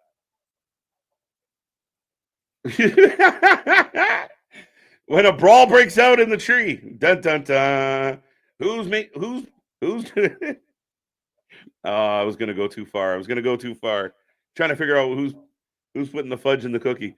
I don't know if anyone said this, but could Braun Breaker be the third person? Dude, bring Cider Anthony onto something here. I like that. We already seen the connection between Paul and Braun when it came to the Tuesday Night War. Yeah, I mean, there's history there. I love that idea. I think that is actually fucking solid. Paul looking around the locker room, can't find anybody. Does he dip deep into the barrel? And it is somebody like a Braun Breaker, which again, if he comes in to help tonight, it could be a very big statement. Speaking of big statements, I was going to say speaking of dipping deep into the barrel here, but you can have that. Either way. What up? Yeah, I really like that idea. I hadn't thought of that at all. Larry's saying a few people had mentioned it, but I'm giving Anthony all the credit. I didn't read it. We didn't click it, so it don't count. Super chat that shit. We'll give you some credit. But yeah, definitely Anthony. What's up, Ronnie? How you doing? Cool. Nice shout. See, people feeling it. That is a good shout, though, Nick. Oh, all right. Hit that mic button, my guy. I tried, but sometimes when it comes up on you like a bad idea, it's kind of hard to do three things when your brain just short circuits there for a second. You saw me reaching, and my brain's just like, nope, you can have that. Pause. Yeah, I'm glad you picked up on that one, Larry. Gesundheit. I'm not German, but thank you. Sprechen Sie. Sprechen Sie Deutsch? A cigarette and a waffle, cigar and a crepe. Right. Bong and a blintz. Bailey in control, Nick. Bailey does the old heel spot where she hangs up her opponent on the rope, looks to distract the ref, and all her friends are just staring at each other like, what's she want us to do? Like I said, the more and more that I see with this match, the more and more I think Bailey is a strong potential candidate to win the Rumble. Okay. Because I think, like I said earlier, we're not going to do the multi-woman match at Rumble. So I think we do the breakup spot going into Rumble, and then we fully turn Bailey babyface, and we get Bailey as a babyface doing. We saw what Bailey can do when she's not just the hugger, when she was heel. Now you take that as a babyface. Do you as think the champion? I think that works really well. You don't. I think you agree with me on this. They don't go full hugger. They don't go back full hugger, but she's babyface, but they don't turn her back into squeaky clean. No, they turn her into, she's been the staple of this division. Charlotte's been sidelined by injury. Becky's jumped over to Raw and had to take time off because she wanted to be a mom. And then maybe they hint at Sasha, unless Sasha's there, but you can say something that teases towards somebody else without saying somebody else. Who left and went to play ball somewhere else. She's been the only one that's been the most. She's been the most consistent. Well, I laughed like Wednesday. A lot of people were like, Belair's coming tonight. And there's Belair on social media with Bailey. And I'm like, wait, she clearly Mercedes. Well, yeah. Did I say Belair? Yes, you did. Yeah. Okay. Sorry. I'm calling. I was trying to help you. Thank you. Oh, she's tying her hair to the bottom rope. Rude. The disadvantage rude and unattractive. What's up, Ricky? How you doing? Who's on commentary right now? Nobody. Like, I can hear someone screaming at Bailey to untie her. Big knee from Bailey. And like, people can't sleep on the fact of what a great wrestler. She used the hair to trip her up like hopscotch. There's a spot I'd never seen before. 1, 2, buckle my shoe. 3, 4, you're going in the turnbuckle. This is where your commentary team fails you, right? You got Graves full of energy, like, I can't believe that happened. And then Oh, that's quite in new, like, what are you Inconvenient. saying? Yeah, well, like What are you saying? someone was asking how we feel about Kevin Patrick on commentary. Awful. Literally, as somebody who does this day in and day out, and I know we're not color commentators, we're not journalists or Could be. anything like that. We're not the dirt sheets. We're literally just personalities that come on here and talk about wrestling. We're your homies that you can't get in real life because of long distance. But yeah, we do a better job than someone who gets paid thousands of dollars to do this shit. I'll do Kevin Patrick's job for half the pay. I do it for free. Just give me this. Yeah, I do it for like I'll volunteer. I volunteer as tribute. Yeah, I was Dean. Get out of my head. Pause. But yeah, Bailey getting bounced. Are you picking Bailey to win just because it might be hard to get that rump over the fucking rope? I mean, sometimes the wagon comes in handy. Right. When's the last time you saw Nikita Lyons you lose a battle royal? Right. Oh, here it goes though. Suplex. Nice suplex. As where was I saw Ricky up in here? What's up, Jake? Yeah, I just said hi to Ricky. Oh, hi. Ricky! Hi, and yes, I am. What happened to the female? She's on OnlyStans. Yeah, she's on Only Salutes. Only Salutes. That was good. I like that one because someone's raising the flag 100%, looking at her baking an apple pie right now. Hotmoms.com. Go check it out. Single sailors for I'm just starting to think of other shit.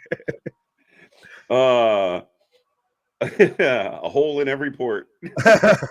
Bro, now I'm thinking, I hate that I just said that right now as I'm about to say what I'm about to say. Oh. But if you haven't listened to it, go and listen to Vince Russo's ideas for women's wrestling and just appreciate what we have now. Man, listen, it was the best of times. It was the blurst of times.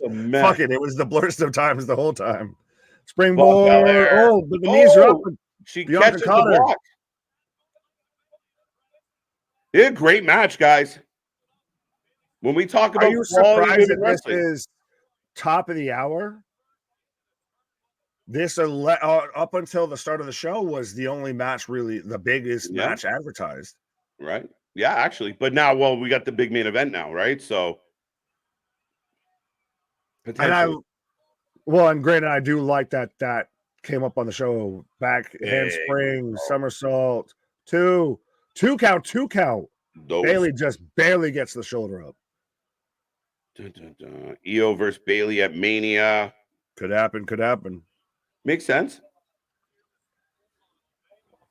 Like I said, I think what else? And that's the thing is, even with both these rumbles, you don't know on men's or women's who's going to win. You could come up with a good 4 to 5 people who might win. Yeah. And you could say definitively they're the one. Oh, Bailey rolls out of the KOD and throws her into the turnbuckle. I'm pretty sure I was picking up on Bailey chants, guys. I would not be surprised. I mean, I'm a fan of Bailey. Like I said, ever since she wasn't the hugger. I said hugger. She'll always be the hugger. But ever since she wasn't the hugger, I think she's really coming to her own. She's developed an actual full-fledged character outside of just I am the bubbly, happy-go-lucky girl. Well, look at the work she did during the Thunderdome days, right? Like she, legitimately the knock, and I know people hated it, but they were supposed to hate it. She was really good, man. Everything she did with Michael Cole, she's an unsung hero of the Thunderdome era. Oh, she got busted for trying to cheat. Oh, you can't roll up in the corner like that, Belair. At least but you saw everybody too from Damage Control. They go to try and help and they pull her back. Yeah, they're not getting involved. They're not. Look, yeah. This looks like the Spice Girls when they kicked Jerry Spice out of the fucking group. Enough of you, Ginger. You're right. Yeah, Ginger Spice, just fuck off. Bring the bipolar rock and roll Mauro Ranallo 100%. And I'll even say, as somebody with bipolar disorder, it's another thing that makes him even more near and dear to my heart to see him out on commentary and to be one of the GOATs, arguably, and not only pro wrestling but in mixed martial arts as well on commentary. Off the ropes, big spear. Belair laying in a spear. I just got the spear.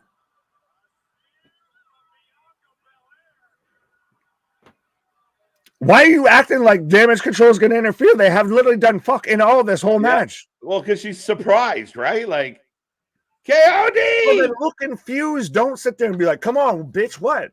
Get to work. Get to work. And the way even Bailey sold that, like, like, that's the end. Yeah. Bailey flopped like a fucking fresh tuna. Pause. And look at Asuka. Asuka says it all with her face. Uh-oh. She looks like some creepy doll with them fucking bug eyes and shit with the contacts. How many commercial breaks? I think we've had 5 or 6. I don't know. We don't have Curtis to keep track for us, or at least to try and keep us in check. Yeah, we leave that to the chat. Great match. That was a really good match. Again, if there's any buddy out there that owns any sort of betting app or anything like that wants to partner with us, 100% we'll do, we'll be the only channel that does, over-unders on commercial breaks for a show. Right? 2-0, 2-0. All right. And Bailey's has there only been 2 matches? Yes. Shit. We're an hour in. We've had 2 matches. But the show's cooked through the first bit here, right? Like it's crazy. Well, and that's the thing, is it's so weird if you see some people that'll try and break it down into the semantics of how many minutes and how much time spent on the show actually wrestling versus other stuff. Yeah. Now, I would argue that average has come up in the Triple H era for sure. But again, it's very much the entertainment's such a big part of it. But KO talking about his broken hand. Talking to Logan. Right. KO versus Logan at the Rumble, folks. Don't forget that. Facts. I think KO could win, even though Logan sat there and pointed out well, you're a Canadian. You can't be the U.S. champion. Yeah, it's like the Canucks winning. He turns it to the Canadian Championship, North American Championship. He should. No, make it the Canadian Championship while he has it. He goes full Lance Storm of just every championship that he has is Canadian now. Yeah. That was He's inviting Logan to the Kevin Owens show. I like that. Very calm, collected KO. And then even then ends it with whoever thought I'd actually say that I hope to see you there. That's the thing, is I know he's stolen the stunner and all of that, but Kevin Owens seems completely genuine as to this is who you feel Kevin Steen would be on screen and off screen. Yeah. No, he's solid. Again. You would know you're him. I am him. I am you. You are me. You is blind. They gave away the Damage Control is going to turn on her when they were doing that segment a month or 2 ago. I don't know about giving away. Again, it's the teases, right? Because it's like, oh, wait, they're going to turn. No, they're still working together. Oh, something's going to happen. But yes, definitely with Bailey talking about Dakota being the mastermind. I do believe part of this angle has been delayed due to Dakota being hurt. But Dakota is the heir to this alt control delete throne. Oh, absolutely. Well, even Mitch and Mia Yim out there put out on Twitter of I thought Dakota Kai was the leader. But yeah, it's very interesting with how this is kind of, I don't want to exactly say delayed. It's interesting to see how this is going to play out. I think. Well, what? No, it chuckled. I was like, you made me chuckle. I was waiting for you. I didn't know if somebody said something. I had my eyes closed. Bianca did win, by the way, guys. I didn't mean to throw you. No, you're good. I was just waiting. I was like, All right. I was out here just getting all in the Holy Spirit out here with my eyes closed and everything. That or the vitamins were taking hold. I was going to say that vitamin break hit hard. Nick's not here, man. Right. I'm watching the GCW tag team title match right now. KJ in the background. Oh, Damien. Man's about to make me pull up extra tabs. Right. Son of a bitch. Curse you and your love of wrestling. As you can see us both literally now pause. It was just opening up trailer, formerly known as Fight, which it should have stayed as Fight. Yeah, I don't know what the idea there was, but anyway, waiting for Dakota Kai to be cleared when damage control turns on Bailey. 100%. I'm with you, my guy. And again, you know, a little tip, a little thing of advice for other wrestling companies. You need the people who are going to be involved in the payoff to be healthy when you make the payoff. Yeah, and just don't cut the same promo twice in a row and think that we didn't catch it the first time. Like, no, we caught it. We heard you. You just don't need to do it again. Like, I think at this point with Adam Cole Bebe or Devil Bebe, I don't know if he has anything else to say. Right? No, I mean, where do you go with it? Like, what do you do? And right now it's a bit of scrambled eggs. And I know a lot of people felt like the Devil story was like the most epic thing in wrestling history. I mean, it really wasn't. And unfortunately, now we're in this no man's land of where do you take it? It's just left out in this abyss. I mean, Christ, Joey Lee Wardlow's out there in a fucking sweatsuit. Like, he's out there and just literally what you wake up in the morning fucking and throw on as you go and check the mail. This man gives zero fucks about being involved in any of this. Right. As I've got right now SmackDown hyping up May 3rd and May 4th to where they will be in France for SmackDown and Backlash. We talked about this before. I mean, they're cooking, but we're back with damage control.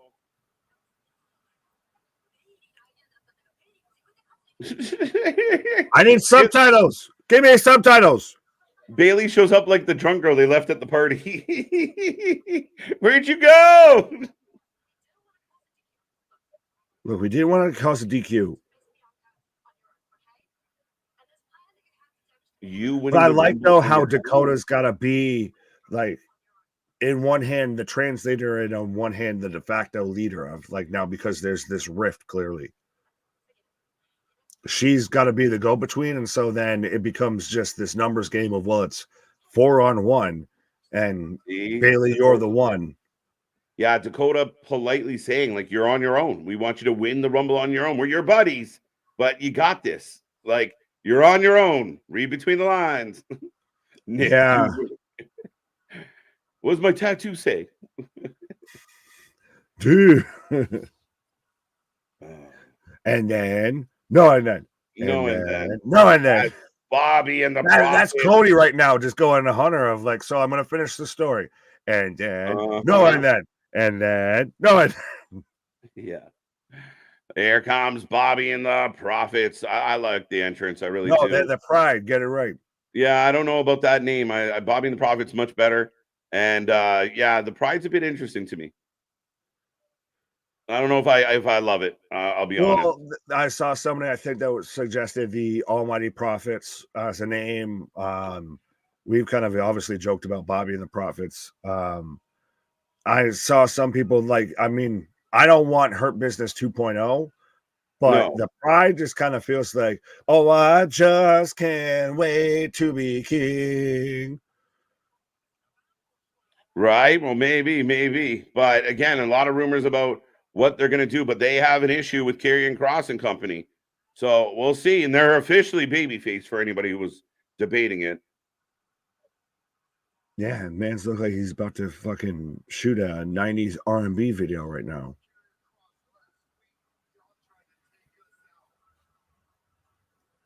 They're booing Bobby right now. Are they?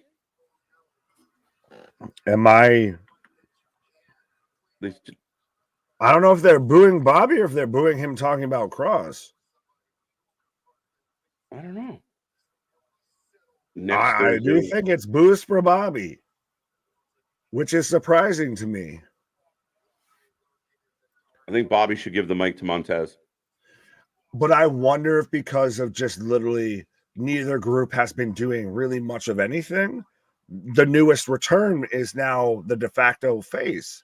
No, not at all. Not at all. And even last week, not at all. Not the way it was presented, not with a jump. Like, I don't think. But I'm not saying with how it was presented. I'm saying with the crowd. I don't think so. They're booing this man. I don't hear a whole lot of boos. I don't know. Maybe I'm missing it, but am I deaf? I don't know. Is hearing things the same as being deaf? Oh, look at this. This is great.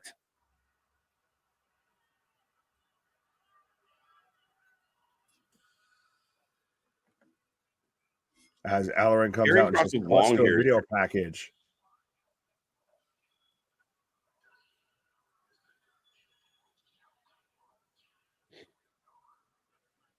Yeah, I don't hear boos. Yeah.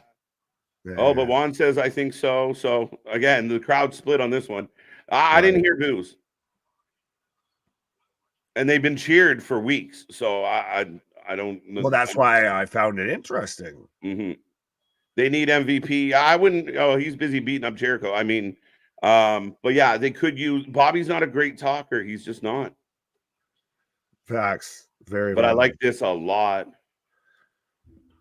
Whoever's doing the video edits or the video packages for WWE needs a fucking bump in pay. I'll say that. Between this and the R-Truth one, you've earned your keep, my guy.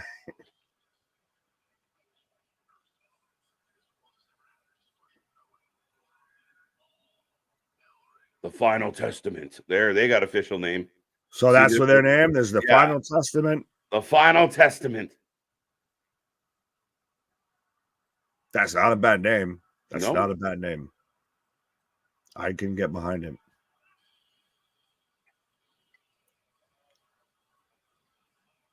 Mind games.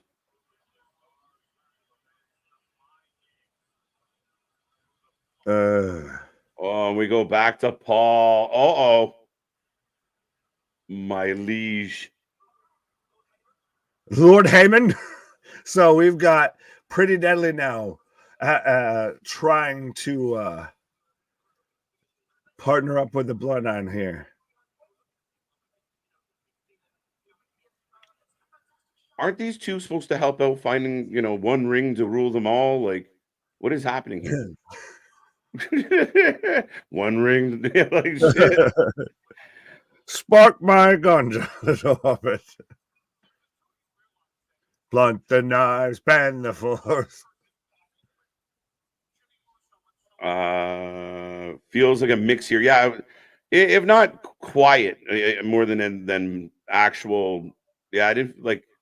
I didn't. It wasn't good. Like that segment wasn't good. That was just really, I think, solidifying things. Like, yeah, now it's the Final Testament for some. My struggle is just Bobby not really a wordsmith, right?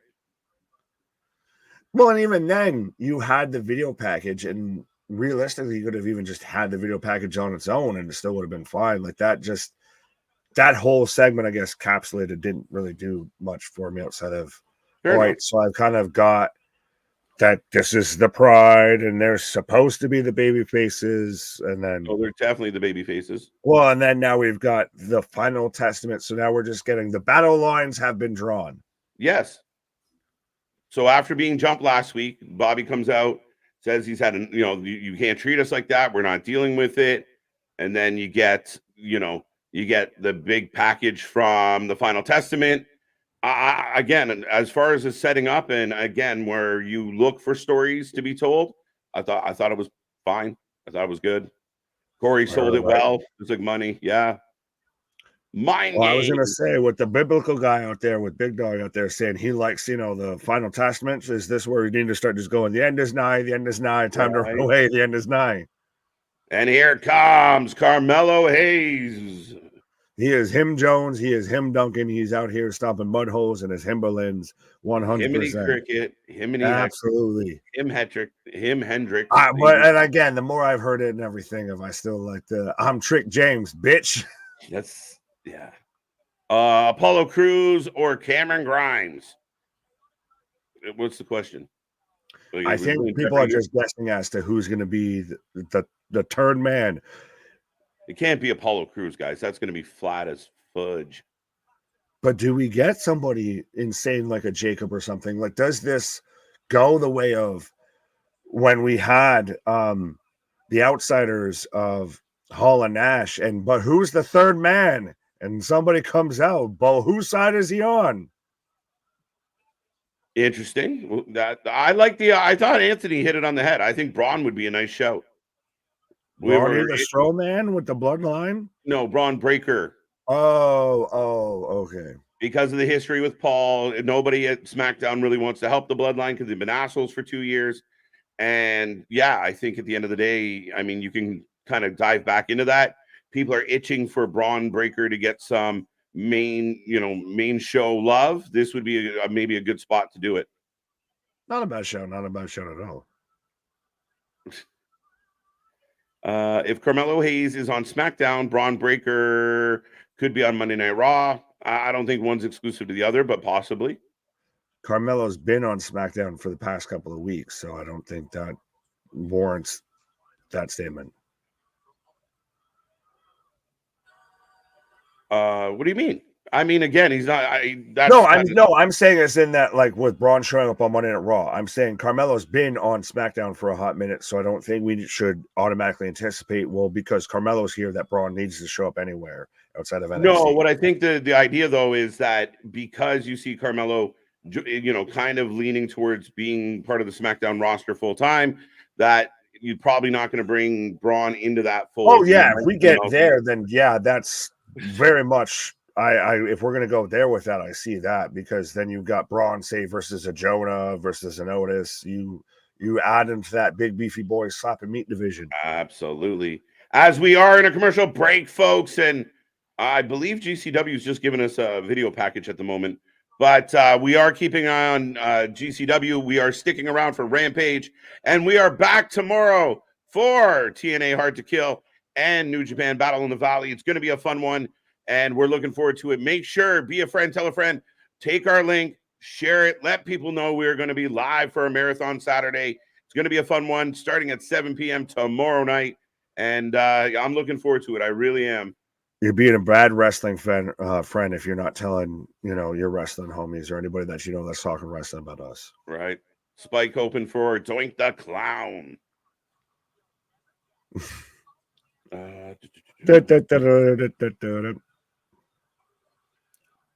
What is Tony Khan? It works though. Okay. As of right now, the Pride has no momentum for now. I mean, it's interesting. They kind of had a slow, puttery start. We found it very interesting that, the fans were kind of getting behind them, and we're getting Bobby chants. And so, yeah, I mean, again, maybe not cooking as hot as they could be, but at least now we got something to dig into for the next little while here. At least you have something with them established versus we kind of didn't know what the group was going to be called, if this was just the group, if they were going to add anybody else, anything like that. Now that, like I said earlier, the battle lines have been drawn of now who's on what side, and I guess which team names got what teams got what name. Right. It at least sets the direction for the story. Absolutely. And right now, Corey Graves doing the call out for the football on Sunday. I don't want to cheer for the Cowboys, but I'm just I think they have the clear better odds. Oh, they do. The youngest team in the league, and I mean, at home they're 16-0 at home. But oh wait, Paul talking to Bobby. As I've got somebody on GCW that no one wants to talk to, Cole Cabana, coming out with a team. Cole, fresh off being dropped off the arena by his mama. Yeah, right. By Sue.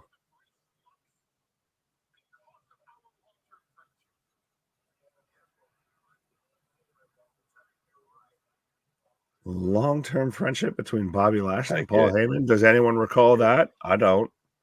See, there was a big cheer for the crowd for that statement. Bobby saying the only time I want to be in the ring with the bloodline is when I'm standing across from Roman Reigns. And you heard the cheer in the distance. So, yeah, there you go. Paul having no luck tonight. You know, it's hard out here for a wise man. Speaking of that, we're getting an advertisement right now, a graphic for the Dusty Classic as Trick Mello will be in action together, and they'll take on Social Gathering on Tuesday. Absolutely, baby. And you know, we're going to be here live for it. It's going to be supercalifragilisticexpialidocious. You need to be a friend, tell a friend, like, share, subscribe, because we're covering all the wrestling out here. We got the Dusty Rhodes Classic, you know it. Right. KJ, I can understand why they called the Final Testament because of the nicknames Cross had for the Prophets of Doom. Yeah, I mean, I got no problem with the Final Testament. I think it fits. It's nice. Paul kind of, you know, again, Paul Ellering brings a different element to all this. I'm right now. I'm in. I'm curious to see where it goes. We're getting biblical with this shit. Right. As here come the douche canoes. Austin Theory coming out right now. Well, I was gonna say respectfully, I have douche canoes on both screens. Ooh. Well, I have Cole Cabana, Steph D-Lander, and rumors about Steph coming back. I don't want it. No, personally. Why? The same way I don't want Cardona. In the sense of that, what they've done outside of WWE is well beyond what I feel like they could do in WWE. Yeah, but no, well, I mean, I don't think they. Oh, Alley Catch and Effie and Mance, or Manders. No, but I think what that like that's ultimately the goal, right? And if you have somebody like Triple H running your creative, and you have Trips bring a D-Lander back in with the attitude and the look and the vibe that she has now, it's miles above anything that she could do on the Indies.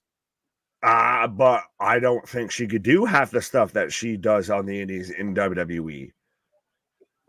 No, obviously it's going to get tapered down. She can't wear, you know, a t-shirt with CUNT on it and shit like that. But well, you're not getting light tubes and, you know, pizza cutters and thumbtacks. Oh my, you're not getting anything like that. Yeah, and but I'm not saying that that's the only type of match they can wrestle. But yeah, I think that being a possibility plays into them being on the independent scene. I think.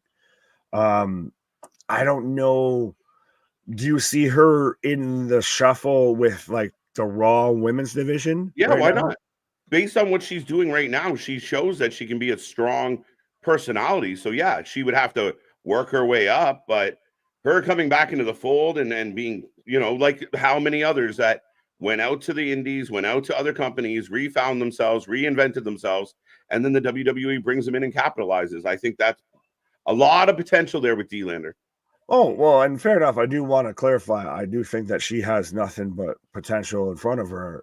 I just think that much like her, I guess, mentor, Matt Cardona, I think they've almost revolutionized the independent scene. So I think just run with that versus I know obviously it's everybody's goal theoretically to go to WWE and all of that. But when you've established the independent scene pretty much in your image, maybe just run with that. Yeah, but I mean, okay. I mean, wrestling in front of 45 people in a fucking gymnasium opposed to getting, you know, signed by a major company seems silly. But hey, that's just me. Jinder the third? Nah, that'd be amazing. Jinder Mahal comes out. The week of Jinder, why not? Be interesting to say the goddamn least. Right. Though the week of Don't Hinder the Jinder continues.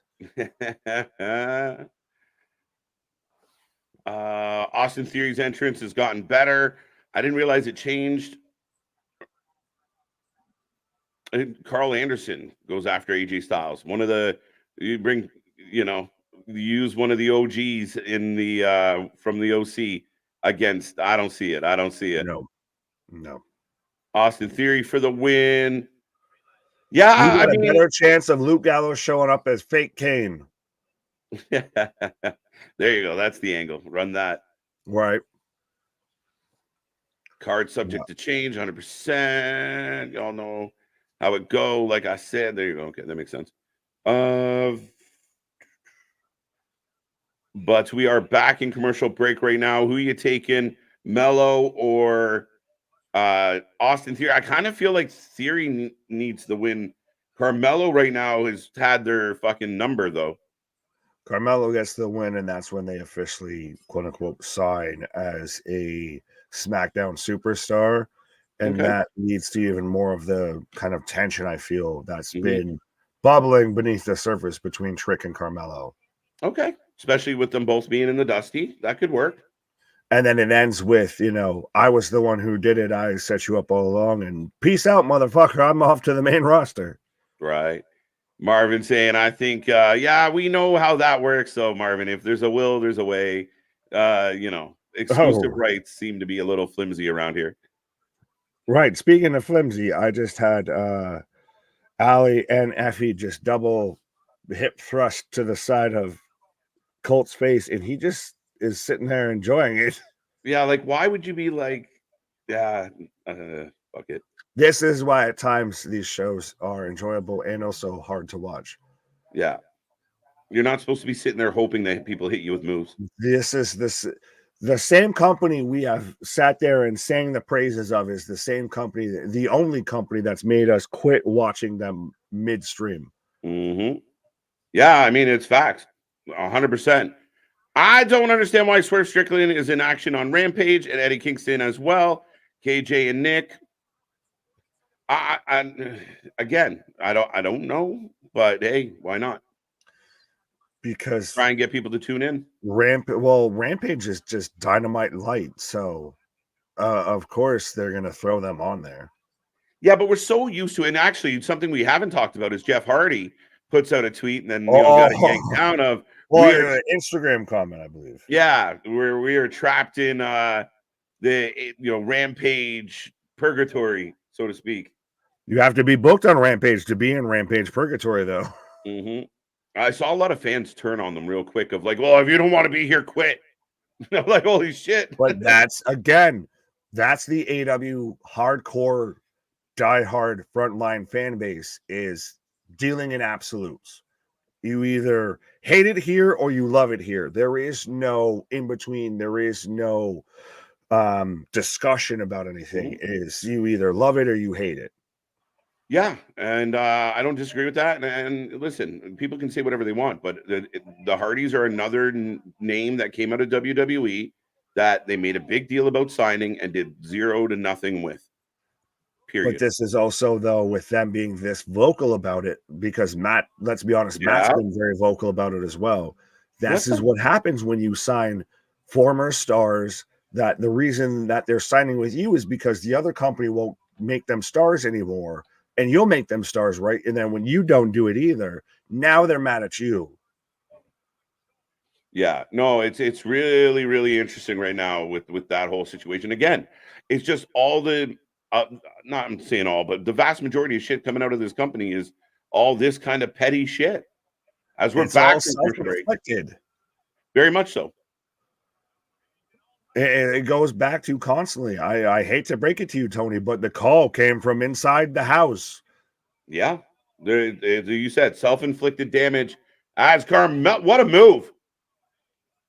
Well, Carmelo snapping Theory back into the ring. I had never seen that like that. Yeah, like a modified kind of almost slingshot suplex back into the inside. He sat there and swung his legs to get the slingshot off the ropes, and that's what he used to get the momentum. Right. Hayes for the win. If the boss tweets, why can't the talent? Facts. Hey, Keyshawn. Facts. Disciplinary committee. Right? Where's Daniel? Where's Daniel pulling down Tony's tweets? Where's this tweets no longer available? I don't know. Well, you also, if you want to take it for what it's worth, of Alvarez was out there spouting off again of how he was getting texts from, I guess, quote unquote, AW talent about why is he doing this? This is embarrassing. Wow. 1, 2. Carmelo. What? I was just calling out I'm like a half second behind you with the match, so I was just calling out the Tilt-A-Whirl face buster there. Yeah, Carmelo putting on a show tonight. Him always delivers 100%. This is like watching Kobe at a game. He may not always put up 60, but motherfucker is going to go off one way or another. Right, right. What a maneuver. What a maneuver. What a maneuver. Melo's the future of SmackDown, 100% one. He's definitely a big part of what they're doing. You know, I mean, we talk about Trick, we talk about Breaker. The future is bright for the WWE. They have a feeder system, and it's working. Oh, absolutely. Oh, Carmelo, future, will be a U.S. champion or a mid-card champion by the end of 2024. Right. Yeah, I could go with that. I mean, like definitely a US mid-card type thing. Yeah, for sure. Right. Yeah. Oh. Wow. Oh, wow. That almost didn't go Yeah, we got anywhere next. near as well as We it got was next. supposed to go.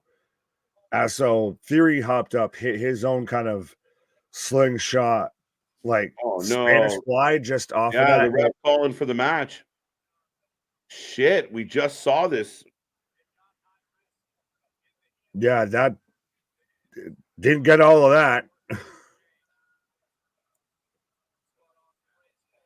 Oh, Melo's head came down on Theory's face.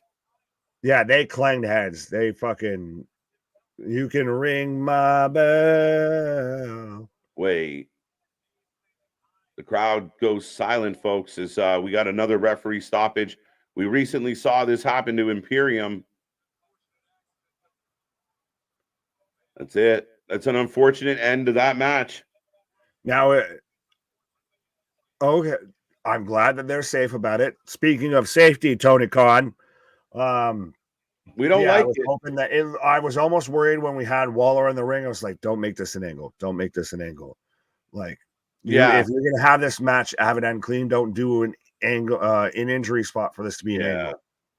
No, and I mean, again, it sucks. I agree with Mega. It sucks. They were cooking. That match was cooking. It was really going well. Carmelo was putting on a show. We just said it. Oh my God! Next week, Alba and Isla. Yes. KJ's out there raising the flags as we've also got the KO show. So yes, we've got Alba Fire and Isla Dawn taking on Chance and Counter for the women's tag team titles, and we've got the KO show with special guest Logan Paul. Contract signing, a fatal 4-way contract signing. They all go through the tables. Yeah, who goes through? Who goes through? 3 or 4. Jimmy goes through. Right, probably. As Effie just picked up the win, if anyone's curious what's happening in GCW. Such a good match. Unfortunate ending. 100%, guys. 100%. You hate to see something like that happen, but at least it's nice to see them actually prevent the superstars from, continuing to potentially injure themselves. Right. And we're in the back, and Jimmy's saying, like, Solo, Jimmy, and Paul's scrambling. Yeah, Jimmy a clown in all the good ways. Heyman's cutting out here of somebody that's worthy to be on this side of the bloodline. No more auditions. I have full faith in you two, so we might get a straight up handicap match. I have faith in you two. No, I still think someone comes. Oh, that's right. No, gee, I'm worried. Oh. Solo not happy at all. Like, you bitch made disloyal. Yeah. Solo, like, I'll fight all three of them. Yeah. Solo, like, I'll fight all 3 of them. You sit your bitch ass down. As I have great in all the ways that Jay isn't. I'll put it that way. Yeah. No, it's the yin and yang, right? It's that right. That beautiful kind of the silent but deadly, maybe not the best way to describe him. And then, the goofy Jimmy for sure. Right. As Anthony is saying, yo, the contract signing is happening next week. I get to see it live. We need that footage, my guy. That's going to be good. And Solo says, all right, this is what we're going to do. Hey, fuck this shit. We're just going to jump him out the gate here. Yeah, we'll make it a tag match. Yeah, as Orton's already getting jumped. Well, I can talk to the people with this if you want about how initially this was kind of thought about, speculated about. I know I strongly speculated about to be just a Randy Orton versus Roman Reigns match. And then they were like, oh, we don't want him to lose that fast. So, yeah. Very, I mean, you think you would have known that when you booked it. No bet. Right? Like, so I find it hard to believe. Again, I wonder how much of that is dirt sheet stretching of like, come on, you're telling me Triple H and everyone's sitting around going, Orton's going to come back and fight at the Rumble. And then somebody went, wait a minute, we don't want him to get pinned. They probably talked about it before they got into it. So I don't know. It's hard to imagine. Maybe they didn't anticipate the exact reaction. They are on a pause. I'll be right back. Right. Excuse me. As speaking of pauses, KJ is going to take a pause as I've got a commercial break on SmackDown, and I'm literally starting to question if my GCW stream is frozen or something because it's just staring at the ring. Maybe we bring in Jay. I don't think about that. Randy is out. New now tag team. I think KJ said that right before he took a pause there. That's where we could be going with this. So we're going to even the odds one way or another. Teddy Long is the third man. Holla, holla, holla. He's almost should have been the one that came out and announced he's going to be a tag team match player. You go one-on-one with The Undertaker. But they still announced it as a 6-man. Yeah, well, the shit has to play out. It's like how some people are saying of, well, Roman hasn't been advertised for Elimination Chamber, so that tells you that it's not going to happen there. Well, the story hasn't built to there yet, so why would I fucking give it away and advertise it beforehand? Think about it. That's the thing. If you actually think about this shit for longer than 10 seconds, it's amazing how much you can figure out. Going down is like drive through, get your and going and get going. I don't know, Max, what you're on about, but you can have that. Maybe don't have to say that. But absolutely. Like I said, I am in commercial break right now on SmackDown. I've got introductions. Well, right now I've got Joey Janela coming out on GCW No Compadre. But if you compadre, make sure you hit that like, share, and subscribe button. 100%. We do this for anything and everything when it comes to pro wrestling. Nobody covers more live wrestling as much as we do, like we do, how we do, as often as we do, and as well as we do. So 100% make sure you be a friend, tell a friend, hit that bell notification because we're going to be back at it tomorrow at 7 o'clock Eastern for TNA, the debut TNA pay-per-view, Hard to Kill. And then we're rolling right on through with Battle in the Valley. I almost wanted to say Hidden Valley Ranch out here, just making my ass hungry. But we'll 100% be rolling right through. So 2 shows, and plus still got Collision, Battle of the Belts, etc. This, that, and the third going on. Plus probably talking about some NFL football and everything else. And God knows GCW might have another show as well.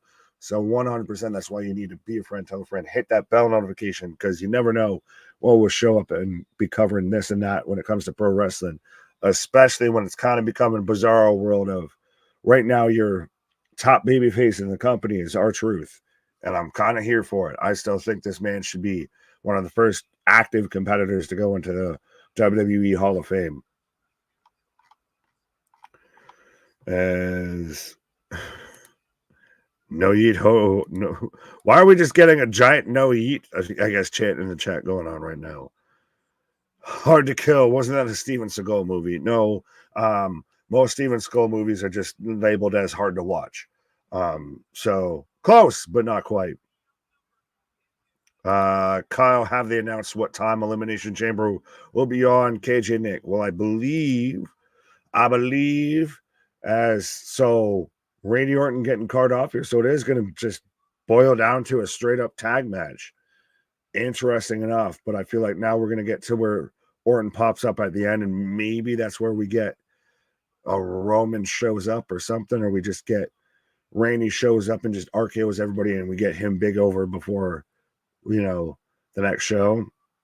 But I believe Elimination Chamber outside on the East Coast of the US for me and KJ starts at 4:30 in the morning. So 100% it's gone even a little bit before brunch with the boys has become more wake and bake with the boys. So I would still just check with your local time zone, I guess. If there's some sort of authority for that for some reason, as to what time your time zone's on Australia time. See, Daniel, letting you know, Australia's 14 hours ahead of Eastern Standard Time in the U.S. So they're damn near half a day ahead of. So they're actually literally over half a day ahead of us. So yeah, 100%. So we'll be here absolutely covering it, but it'll just be at the ass crack of dawn. As I've got LA Knight coming out right now, as I've got Joey Janela taking on. I'd be remiss if I tell you who he's taking on right now. Hi. Hello. I know who he's not taking on. Right, but we are setting up the main event. Yeah, Orton's apparently been taken out, which I do believe he'll be here at the very end of all of this to, kind of get involved quickly. Right. Sorry, I was trying to figure out who Joey Janela is going against right now on GCW, and God help me if the card's going to tell me. Is it? I thought it was Cartwheel. No, it's not Cartwheel at all.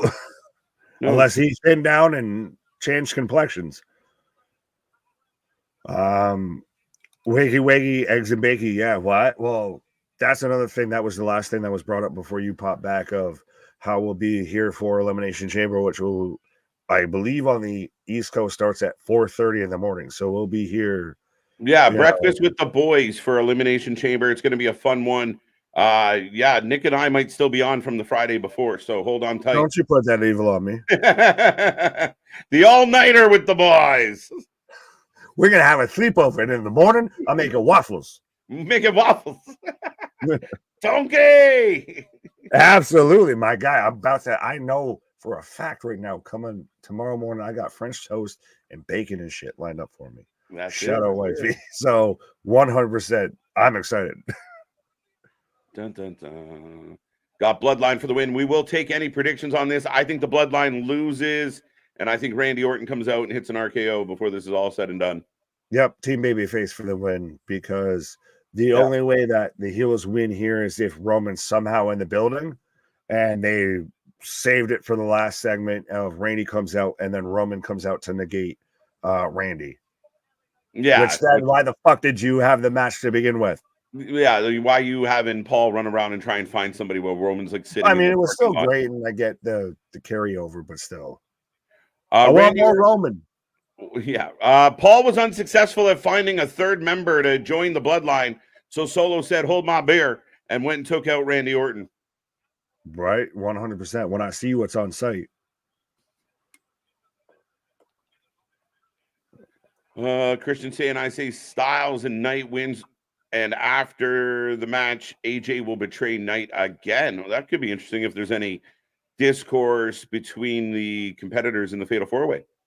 I think if you do that, you would do it to where AJ costs the match because he turns on LA, which I think I always kind of hate those moments. It's like, so we had a whole match together. Like, I got my ass whooped and just still fuck you. Like, no, why don't I just screw you over to start off and I don't have to get my ass whooped? Right. Why don't we just get to the point? Right. Just get to the finish here. Right. AJ Styles and Orton for the win. Maybe either AJ or LA walks out. Yeah. So Nick said that could be a possibility, but I don't see it. I kind of feel like, Jimmy and Solo play the role as the patsies. They take the L. Gives Roman a reason to be mad, gives Paul a reason to be stressed, and, shows that the baby faces are a threat for the title, which we're trying to believe. Oh, yeah. You either get to where baby faces win outright and then Randy comes up afterwards and slithers out RKO, or I know it's Ref Jess out here, so I'm interested to see if we get a ref bump or anything like that. And then that's when you'd have Randy who shows up RKO, and that's what ends up leading to the finish. Yeah, that's where I'm leaning. As they both dump out solos. So they actually teamed up together actually fairly well. And we go back to commercial.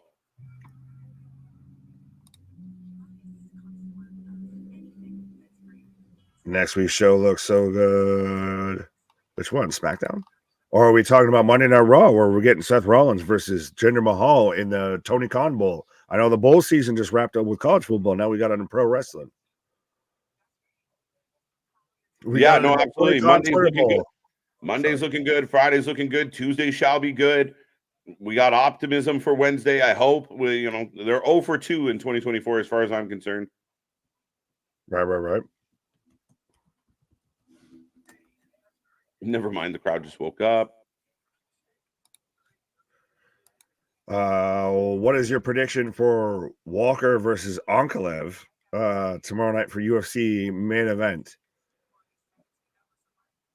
Don't know. Respectfully, don't know. Walker? Fine. Johnny Walker. Walker, Texas Ranger. Chuck Norris. Yeah, why not? Yeah, Chuck Norris for the win.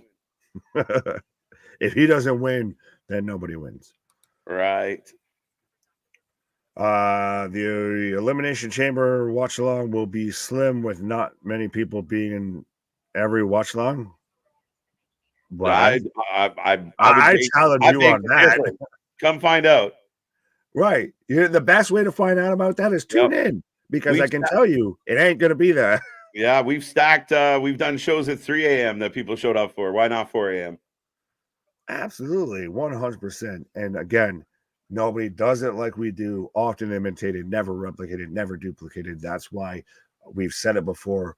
You are doing your friends a disservice if you're not telling them about this, and give us just 30 seconds of your time, and it will make you at least a fan of us, if not of wrestling.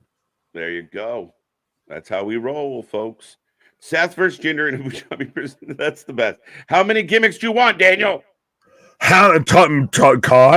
Just every time they add a gimmick, he just, Tony, is that enough? Another gimmick. Right. Tony, is that enough? Right.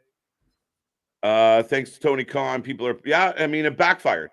I think Tony Khan, and again, here's my thing. Let's say the theory is this: Tony Khan feels like doing these little tweets gets everybody riled up and brings viewers to his show. It has been proven this week and in previous weeks, but this week as well, that your ratings are down when you pull this shit. You actually turn off fans, right? When you have segments with like 700,000 people and you're supposed to be competing with the WWE, it's rough, man. You're constantly compounding your own base audience and pressing it down to where it becomes just more and more of the diehards, more of the ones that will just, it's a little cringy, but it's still good. It's a little awkward, but it's still good. Well, that eventually you just squeeze out anybody that was like, I was on the peripheral of, I was an AEW fan, but just because screwed Vince and WWE, but now this is getting cringe, so maybe I'm just not for this. You're just pressing it down too much. Right, and we're back from the commercial break. A big hip thrust, and AJ Styles is in trouble. Solo in control. Right. As Daniel's saying, all gimmicks, all of them. Yeah.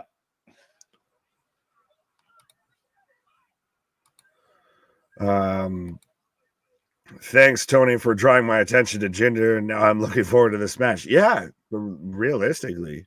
Yeah, we're all rooting for it. For Monday now. Yeah, we don't expect Jinder to win, but we're all rooting for this to be like a good match. We want a good showing, and then some people out there have joked, like, give him the belt. This is awesome. Right. But give him a push. It's made him noteworthy. You could bring him, use him more now because people are paying attention to what he's doing. And again, he would be a great heel on the show consistently. Facts. I'm just chuckling because we're getting a fucking Spider-Man animated cartoon conversation argument going on in the middle of the chat. That 90s as well. That 90s Spider-Man cartoon was dope. Spider-Man. Still best animated cartoon theme song. Second place is Teenage Mutant Ninja Turtles, or maybe Batman, the animated series. Number one is 100% X-Men. Yeah. Another badass cartoon for kids. Don't know what they're missing out on these days, man. Yeah, because they just got like, what's the one on Netflix there with the fucking Big Mouth and shit like that? Well, that's not for Well, kids. I don't know what kids watch. I'm an adult. I don't have any kids. Right.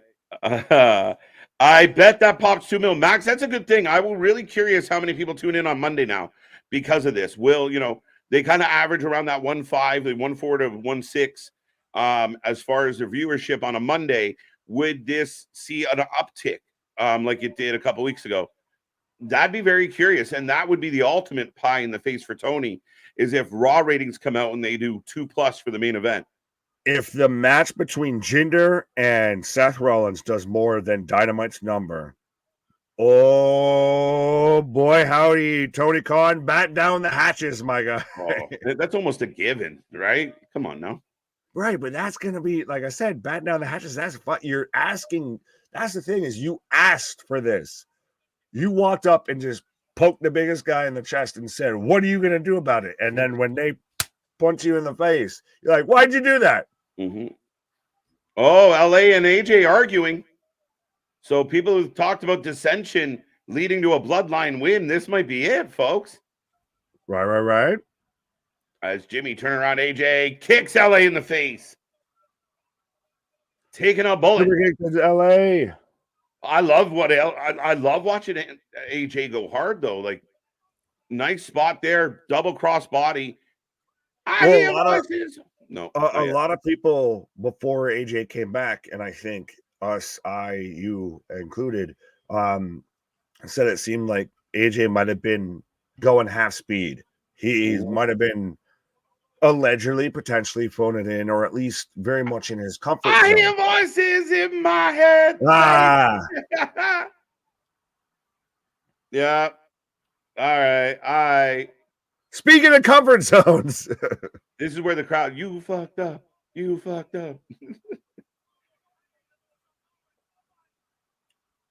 As Solo, that's the first time you've ever seen Solo look panicked. Yeah, not often has he had many facial expressions, but tag to Randy, the Viper in the house. Right. Taking and for having a crick in his neck, he's sure able to fucking go back to straight Viper mode pretty goddamn fast. It's a long way from the heart, my friend. A long way from the heart. Right, but still, that fucking rollover suplex there, or side slam that Orton does, is still one of the best, bar none, as we're getting vintage Orton with the drape over DDT. So, drape over DDT from Orton onto Jimmy.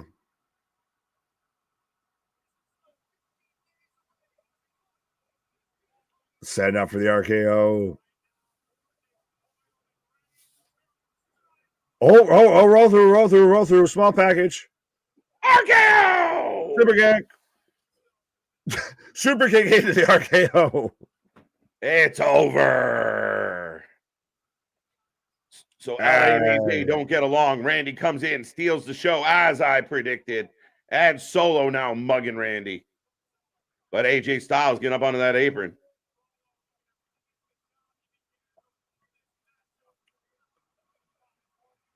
It's going to be interesting to see how this ends out here. As AJ hits the phenomenal forearm on Solo. So are we just going to have all three men? That's a good way to make Solo look strong. All three men got to get their shit off on Solo. He's the bulldozer. LA pissed at AJ, though. I like this. RKO. Randy going to hit everybody with RKOs. Hey, I mean, he's already paid at least part of the fine on somebody here early. Oh, RKO to Solo. I like it. Randy, oh, yeah, you're still here. Poor Solo just wobbling around. Right. And it just rolls out of oh, now he's going to hit it on Jimmy. This is a bloodline being picked apart. Yeah, 797 Max. Not good, man. Not good. But now I feel is next week the go home for the Rumble, or is it 2 weeks out? The week after, two from. Okay, so it is 2 weeks out, because I was going to say, I feel like we've got to get a answer from Roman. I wonder if it'd be Well, next week week the contract signing, right? Okay, so then yeah. Oh wow! Look! They're doing the Shield spot. The Shield bomb. Oh boy, how if you weren't sending a message straight to Roman with LA Knight playing the Roman and just power bomb, triple power bomb, solo through the announce table, and the crowd goes wild. AJ, LA, Orton, Shield. I was trying to like, what does that spell? My brain couldn't compute it fast enough. But like you said, no, call Roman Reigns.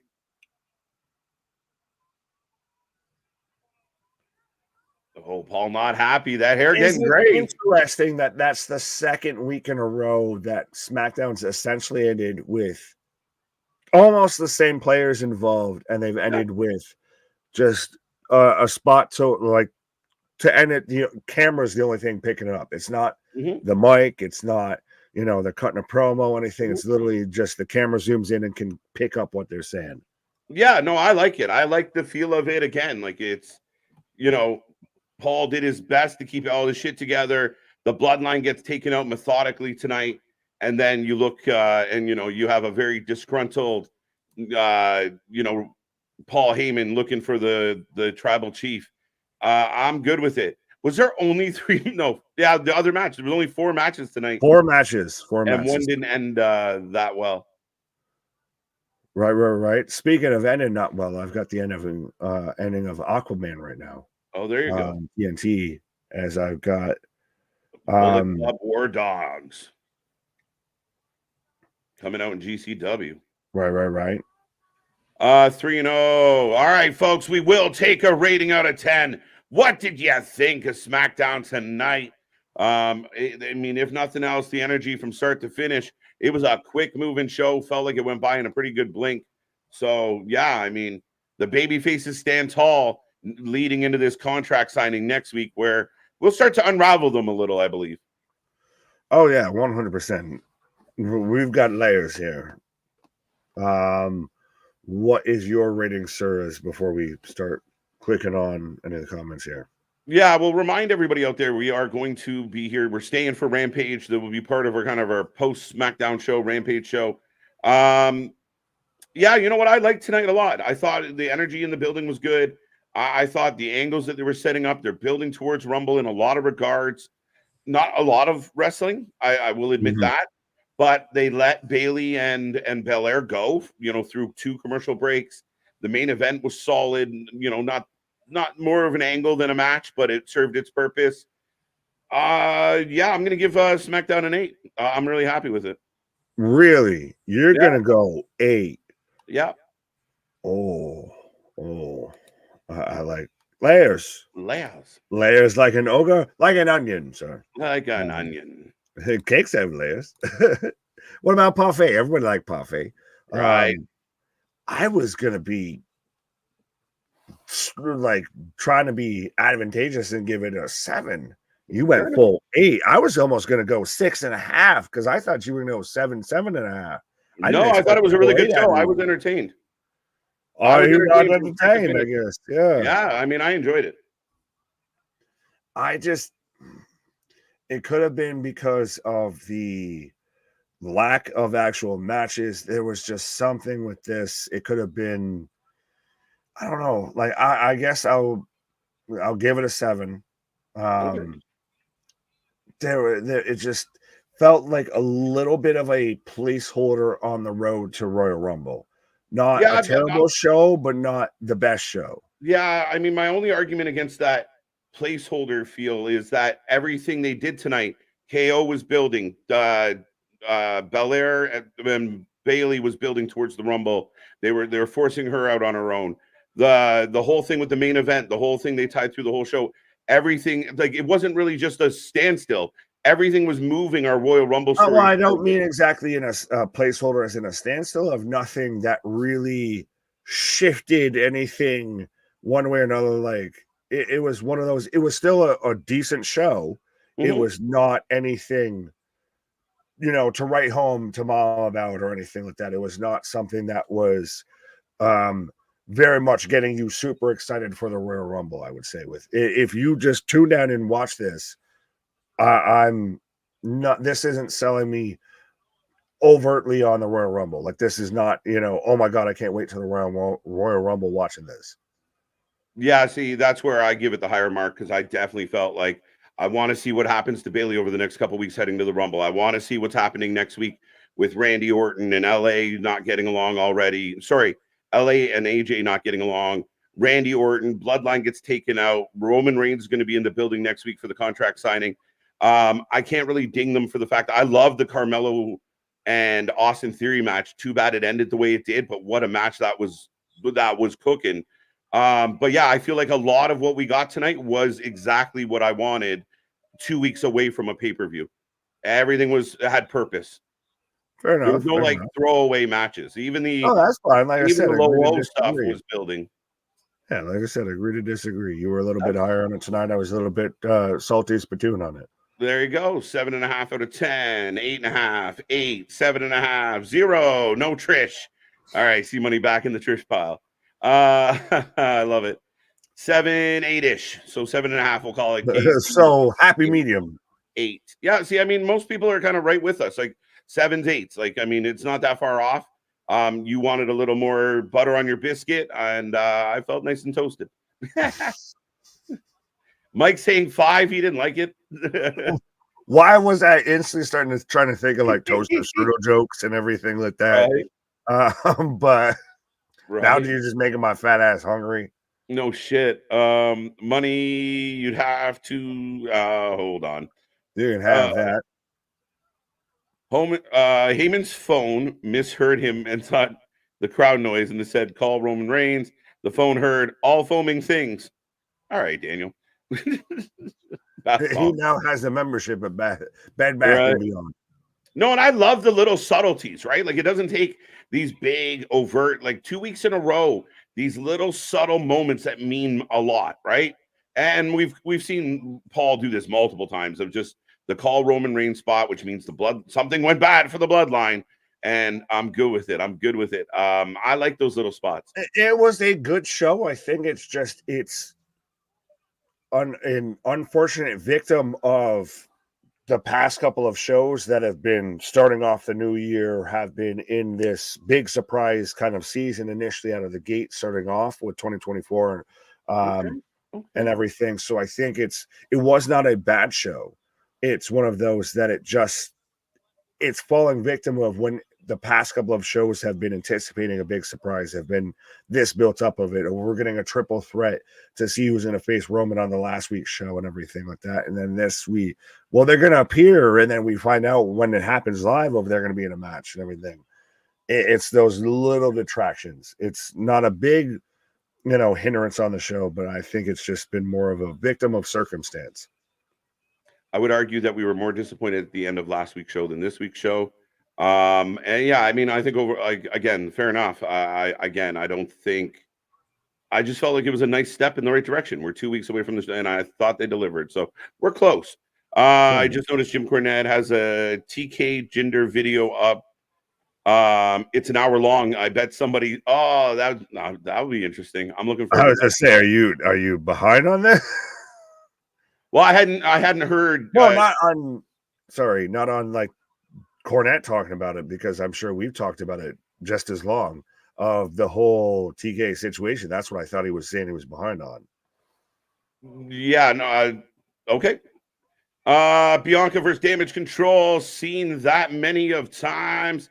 Yeah, it's happened before, but again, I mean, they are the top of the top, so you are going to get them to bump into each other once in a while. And again, Bianca beating Bailey clean with no help from Damage Control, and then Damage Control telling her to, you got this on your own, sister. I thought that was nice. I like what they're doing, and they're setting up this babyface turn for Bailey, and then ultimately Bailey versus Damage Control, which I still believe might involve Sasha and or Trinity Fatu. Ho ho ho! Don't say that too loud around Anthony. He'll get upset. Right. as I've got Eddie Oh, Kingston versus Wheeler Yuta, by the way, right now on RAMPAGE. can we stop trying to make? I saw somebody on Instagram. He's, no offense to him. I won't point out who it is, but a mutual person that acquaintance that we Oh, the know. offense. But like going on about like they're underutilizing Wheeler Yuta. Stop trying to make Yuta a thing. Yuta should go to Ring of Honor and have really good matches with younger talent. Yuta is not a thing. Like, let it go.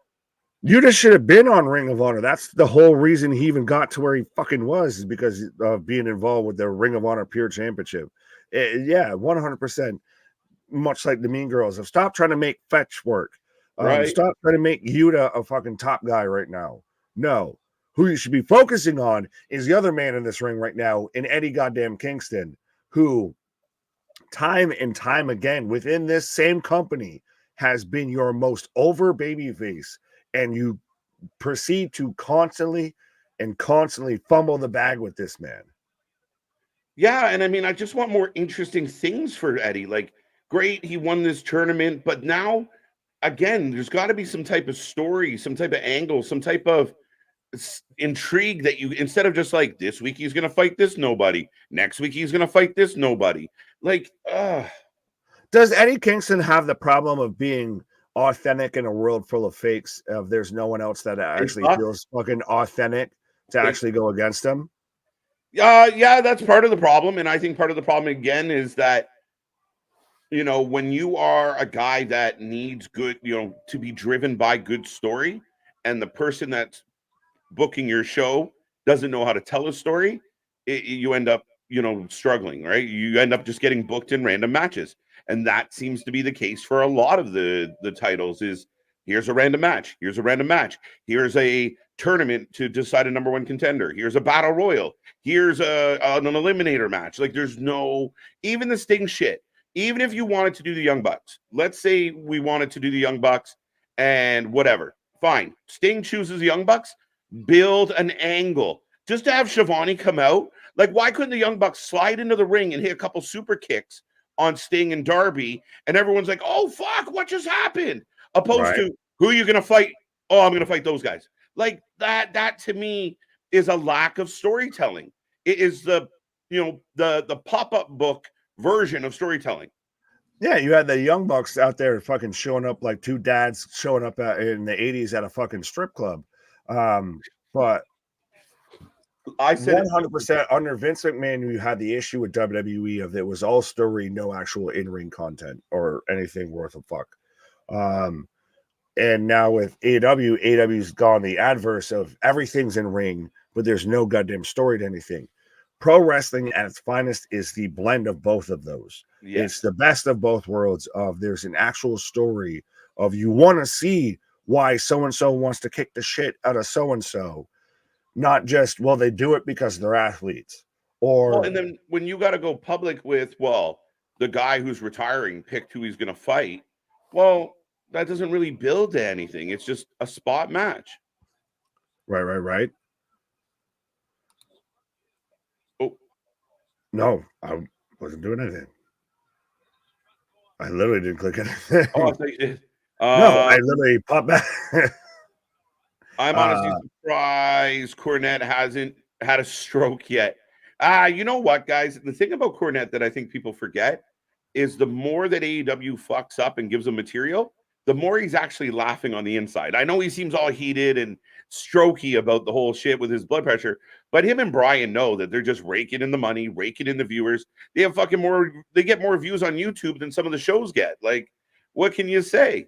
Facts. But that's the thing, is I think it goes back to, respectfully, as much as people want to, openly and publicly say this, that, and a third about somebody who has an opinion like Cornette or anything like that. Behind closed doors, they agree with shit like that, because you can't openly say that, otherwise you hate AEW. You're a martyr. You get shunned. You get that stones thrown about the head and face. Yeah, the hardcore skid marks definitely have that like snowflake mentality of like, don't say anything mean. We get triggered. I have not heard that before, and that needs to be a t-shirt. The hardcore skid marks. The hardcore skid marks of AEW is fuck. Unfortunately, most of them have Observer fucking subscriptions as well. Well, that's part of the problem. A lot of them have observer memberships, and they're on those fucking paywall chat boards with like you said, we saw it not a few months ago where Meltzer get called out because he doesn't, he's just lying on the chat boards and doesn't expect to get caught, and then somebody screenshots it, and he's like, "Oh, I'm really sorry. I shouldn't have said that. He was right. Punk didn't do that." Like it's seedy shit. It's dark shit. It's the same guy that's emailing, Jim Cornette all the pleasantries, but going on chat boards and telling everyone what an asshole Jim is. Well, It is no, disgusting. it's people who respectfully are marks for this business of want to be in the business, want to put themselves over, get over all of that. Like they want to get Eddie that won. pop just as much as a fucking MGF or anything like that. Yeah. Did Eddie win, or are they still fighting? Oh no, they're I still right going. now have them still fighting. And I think what happens for me, like in the case like here with Eddie and Yuta, is I want, like we saw it the other night with DDT from Eddie. with Griff, two go. with Garrison and Adam Copeland, is I want the top guys to look like top guys. You know what I mean? Like I don't want to see Eddie go 15 minutes with a guy that is not at that level yet. Yuta, I could make an exception for with that versus the Garrison thing. I get it was an open challenge, everything, but I know we both said it on stream of that man looked like he's the guy who would play the stunt double for Jungle Boy in the all-in fucking movie like Iron Claw. So when he's having or trying to have a barn burner with that kid and just it ain't happening, it's not working. And if anything, you're bringing down Adam Copeland every second of that match. Yeah. Eddie could do this if there was any bit of fucking story on anything. Yeah, like build the angle. Why not have Darby versus Wayne and Cage? The TNA history and the indie history makes more sense. Again, guys, we can debate this all we want. Sting apparently said, "I want to wrestle Young Bucks in my final match." That's it. That's the story. Was it before or after the concussion probably table spot there that we saw? Did he say it, a post, Bucky Bucktooth Beaver table spot there? Yeah, no, it doesn't make sense to me. And again, I think you and I talked about this last night of, your star quarterback comes to you and says, I want to be receiver today. You tell him to get the fuck back into position and play your spot. Like, yeah, that's, I think, to me, coming out publicly and saying Sting picked his opponents, fine, build an angle to it. But the two biggest flaws of AEW get exposed. One, you didn't build an angle. You don't know how to build the angle. And two, you're letting the inmates run the asylum, and it's hurting the overall product. To me, it's not even fully just an issue of, well, Sting picked his final opponents and the final match and everything. This entire Sting retirement angle for me, this entire story has felt like a letdown, has felt like an afterthought, has just been thrown by the wayside. Nothing has felt special. You think of a retirement tour, you think as a Yankees fan, you see that like Derek Jeter doing a retirement tour or whatever. And every stop that they show up at, there's a special little tribute. They get a little fucking keepsake or whatever, any shit like that. The last time Sting's gonna wrestle in New York is getting marred right now by booing, Chris Jericho. Buddhist in my mind. And then on top of that, you already had the Ric Flair controversy attached to all of this. Nothing about Sting's retirement story has felt special outside of the fact that it's Sting's retirement story. Yeah, I mean, you booked him in a collision match against the Workhorsemen. Why? You couldn't have looked around and said, okay, who has some history? Even if you fucking tapped on a couple people that aren't currently in AEW, go get some TNA alum and said, hey, do you want to come on for one night only, have a tag match with Sting? And it has some sentimental vibe to it on his way out. You know, let him fight the Hardy Boys. He's got history with Jeff. Nice. You know, but no, the workhorsemen, not the Hardys, the workhorsemen. Why? Well, That's not you know, honoring this guy's career. absolutely, and you respectfully get two birds stoned at once there. If Mhm. it's the last match, you get, you know, the Hardy Boys versus Sting and Darby, which we all initially thought it was the last match was going to be Sting versus Darby. And it And if should he be. doesn't want to do, yes, but if he doesn't want to do or singles matches, I can't Why? tell the 65-year-old grandfather what to do. Yeah, but here's my and again, Sting is never like a lot of people have talked about Sting never really being like about the business of, you know, the part of the reason why he never, you know, he waited so long to go to the WWE is he's very much about him and his branding. But I thought this was a great opportunity to pole vault a young superstar to the next level. People love Darby, but Darby had an opportunity to have that moment, have the Shawn Michaels Ric Flair moment, right? Like I You love you, have and then you make yeah, Darby AW Sting. yeah. And you have the passing of the torch. And if Sting says, "Well, I don't want to have a singles match," you know what, Sting? We appreciate You you, work but for me, so you'll we do what the fuck I tell you yeah, to like do. we think this is going to be the best moment, the biggest payoff. People are really going to want to see you fight Darby. We've sold 16,000 tickets in Greensboro on the back of this one match. I don't think And honestly, though, it's one of those, and I don't want to call into question anything with Sting or anything, but you would think you would want to put someone over in your last match and give somebody, like you said, a catapult. If Darby goes over Sting and it's Sting's last match, you fucking put the jetpack, the hot topic emo rocket to Mhm. Darby as much as you can. He will fucking jetpack himself up to Mount Yeah. Everest there. Mhm. You do this with the Young Bucks and cool. So if they win, they shave the mustaches. What happens? Yeah, Like, like where do you build? All it is another one of those artificial check marks. Like the Bucks beat the Hardys, so they're better than the Hardys. The Bucks beat this team, so it's these artificial check marks that somehow make them. Oh, by the way, Eddie won, and we're in the back.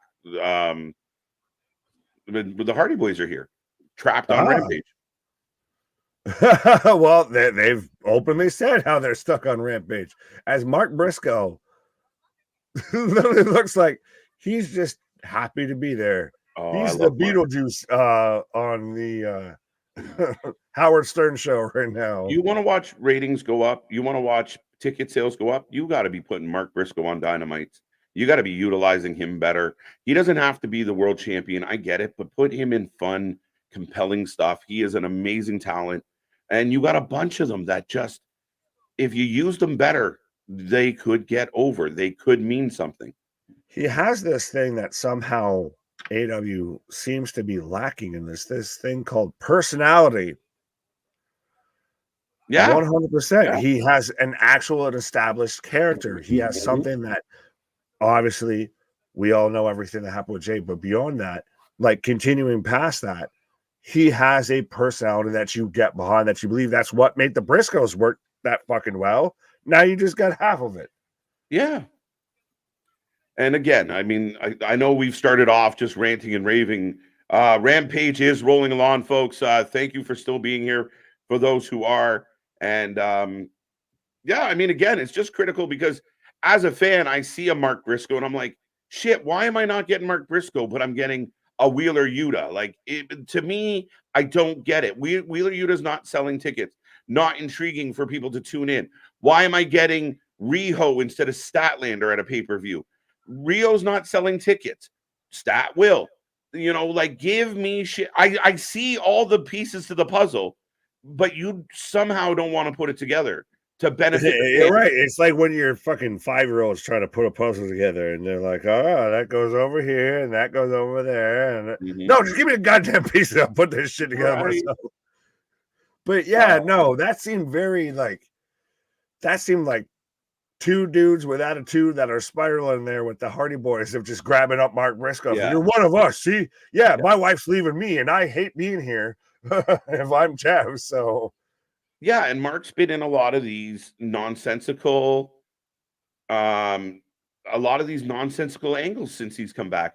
He should have been went right to being Ring of Honor World Champion in honor of the situation. He was, people were cheering for him, people were behind him. You could have done so much more. Have him run after the TNT title. People would have tuned in every week to see the journey of the tragic story of the Briscoes and the triumphant return of Mark.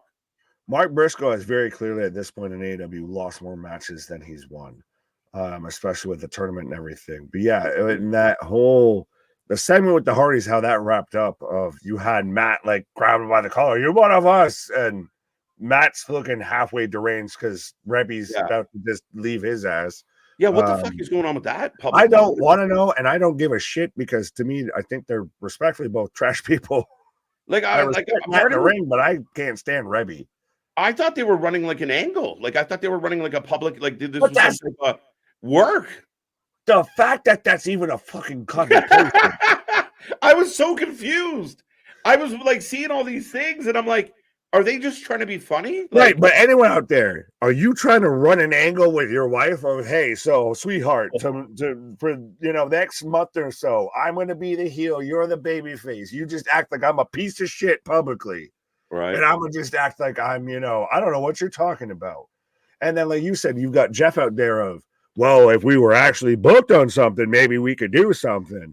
So both of them are just like, yes, Mark, you're one of us. You will get us into a match. Tony, we will hold Mark hostage until you book us on something prevalent. Just more and more, just feeding this inmates run the asylum. Just chaos. No controls. No, okay, Bryan Danielson's going to find some people. It's not the answer. I can't believe Dave Meltzer knows where Mercedes Moné is going to. Oh, fuck Dave Meltzer and his predictions. They are adamantly wrong. And I know you're being sarcastic, Damien, but yeah. And I saw, Meltzer's 100%, or at least a good chunk of his fan base, is the type of fucks that'll sit there and wait in a hotel lobby for somebody, to come down from their room, or sit there and be camped out at an airport and everything of, can you sign this, this, and this, and this? This is for my sick kid. I have 57 of them. Just make them out anonymously. I'm not selling these on eBay or anything like that. Right. That's the fuckers that sit there and listen to the Wrestling Observer and everything. So that's why Meltzer's the way he is. And that's what he does. He just says whatever he wants. And then he'll say something like Daniel's pointing out of, the plans changed. But here comes Nana and Swerve. Top rope, big pressure apply. Yeah, Swerve. Why not drop? Can we start a petition to have Swerve just be the Jacksonville Jaguars mascot from now on? Or at least Nana. At least Nana. He ain't at least in the ring or anything. So right.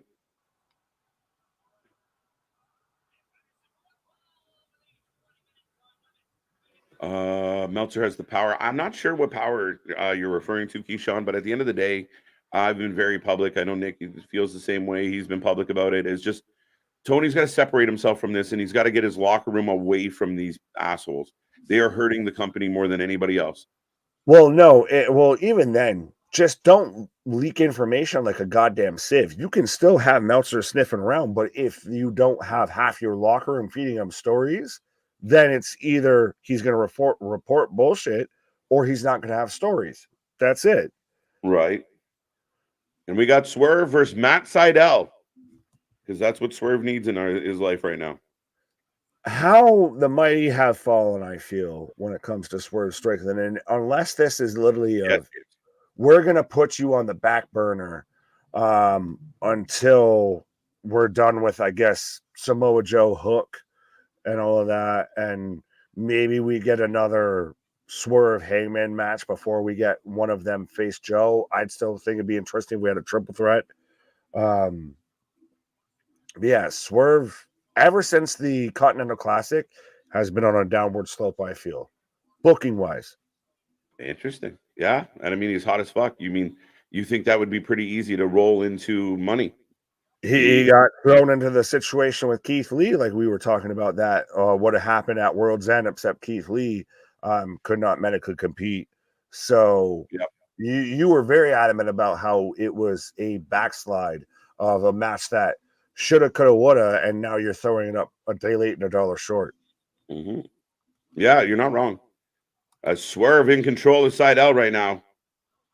As I've got Nick Wayne and Leo Rush. I thought it was supposed to be Gresham. Of we represent the Lollipop Guild, the Lollipop Guild. Right? Swerve, says Juan. Yeah, absolutely. Swerve all over Matt Sydal, as expected. Swerve for the W. Yeah, I don't think there's going to be any doubts on this one, guys. Evan Well, Bourne, right? especially the lighting in the GCW. I know they're where are they at? Chicago. The lighting in this venue, it literally looks like they're fronting like fighting in front of like the dashboard lights out here of like literally everything, all the lighting's coming from one angle. Whatever happened to PJ Black? I actually chatted with PJ Black once. He's still kicking around. Yeah, apparently, he had kind of put rumors out there that he was potentially looking at maybe joining AEW. I think he does hang around with some of the AEW peeps and take some. What an interesting cat. Oh yeah, 100%. I feel like that man, he got lost in the wilderness, and the wilderness found him instead of him finding himself. A little bit. Crampage? What? No, Krampus. Krampus shows up around Christmas. You just missed him. I'm watching a Nick Wayne versus Leo Rush on GCW. Yes, There you go. Yeah. Gonna be. I thought, Damien, you're the one that said it was going to be Gresham versus Leo Rush. I thought it was supposed to be as well. Yeah. But either way, the fact that Leo Rush, the man of 1,000 retirements, is still out here going. And much like you mentioned earlier with why am I blanking on his name? Blake Christian is much better in GCW than anything we get on Ring of Honor. I still would say Nick Wayne in GCW is tenfold what we get in AEW. Yeah, Nick Wayne to me fits in that category, like Yuta, like Garcia, where you could really, really build a fun, young, and energized Ring of Honor, and with a lot of the young talent that's not quite ready. Nick Wayne being out there trying to fight, grown ass man Adam Copeland doesn't make any sense to me. You could really make that special, like what we've talked about, even with NXT. Of now, we've got you've got a Carmelo Hayes, you've got a Braun Breaker, you got this guy, that guy in the third. God. You're begging to move up, but you're begging to move up because they've been booked so well on what Ring of Honor was built upon, of guys that show their talent. Yanked him up by his hair to set up the finisher. Oh, Nick Wayne's mom's not there. Yeah, she's with Daddy Cage. So the kids out of the house. They got some time alone. There ain't nothing wrong with a little bump and ground. Nick's taking a pause for the cause, folks. We're going to the back. I got Top Flight, or Failure to Launch, as Nick has coined them, is setting up the next match, or at least setting up their next match. Nick Wayne versus Hook on Ring of Honor. I'd watch it 100%. Again, I'm not saying negative things about these particular talents, but you have Dante Martin. You have, you see it right on the screen right now. You got this talent that you could utilize. You have Hook. You have Nick Wayne. You have we saw Billy Starks get a little bit of a push down in Ring of Honor. You have an opportunity to really make it kind of like a developmental. You have the opportunity to take the talent that you have and book it in such a way that you're planning for the future. You're building towards the future. More reps, more time in front of crowds, more experience, less botches, less mistakes, less injuries. And I mean, that to me is unfortunate, right? JR putting over. So yeah, JR, yeah, because he's the only guy he recognizes. What is this? Top Flight arguing with Private Party. Fair enough. And one of the newest signings to AEW, Queen Aminata coming out to the ring. Cora Jade got hurt at an NXT live event today. Hopefully she's okay. Richard, I had not heard that. I do hope she's all right. She just came back from injury. So you would hope that, well, injury among other things. So you would hope that some way, somehow they wouldn't, that she wouldn't be, taken out of what they're trying to build her back into. Sinclair mismanaged the hell out of Ring of Honor, but they never made the Briscoes look like fools. AEW managed to make Mark Briscoe look bad on multiple occasions. Daniel, you're not wrong. I mean, again, Sinclair, not the best business people, not the best business decisions. Maybe a lack of sense at times. And it wasn't just Mark Briscoe or the Briscoes. When you tuned into a Ring of Honor event, it was serious. It had heart, it had feel, it had a vibe. And I honestly feel like Tony Khan has gutted it. Poor Ring of Honor. When he came out and he was all fucking energized and hyped up about purchasing Ring of Honor, he said he was a fan of Ring of Honor. He was going to continue the legacy of Ring of Honor. Yet this is what we got instead. So I'm a little disappointed because if he was a true fan of Ring of Honor, he had the recipe, he had the ingredients, and he had the map of just deliver this type of program.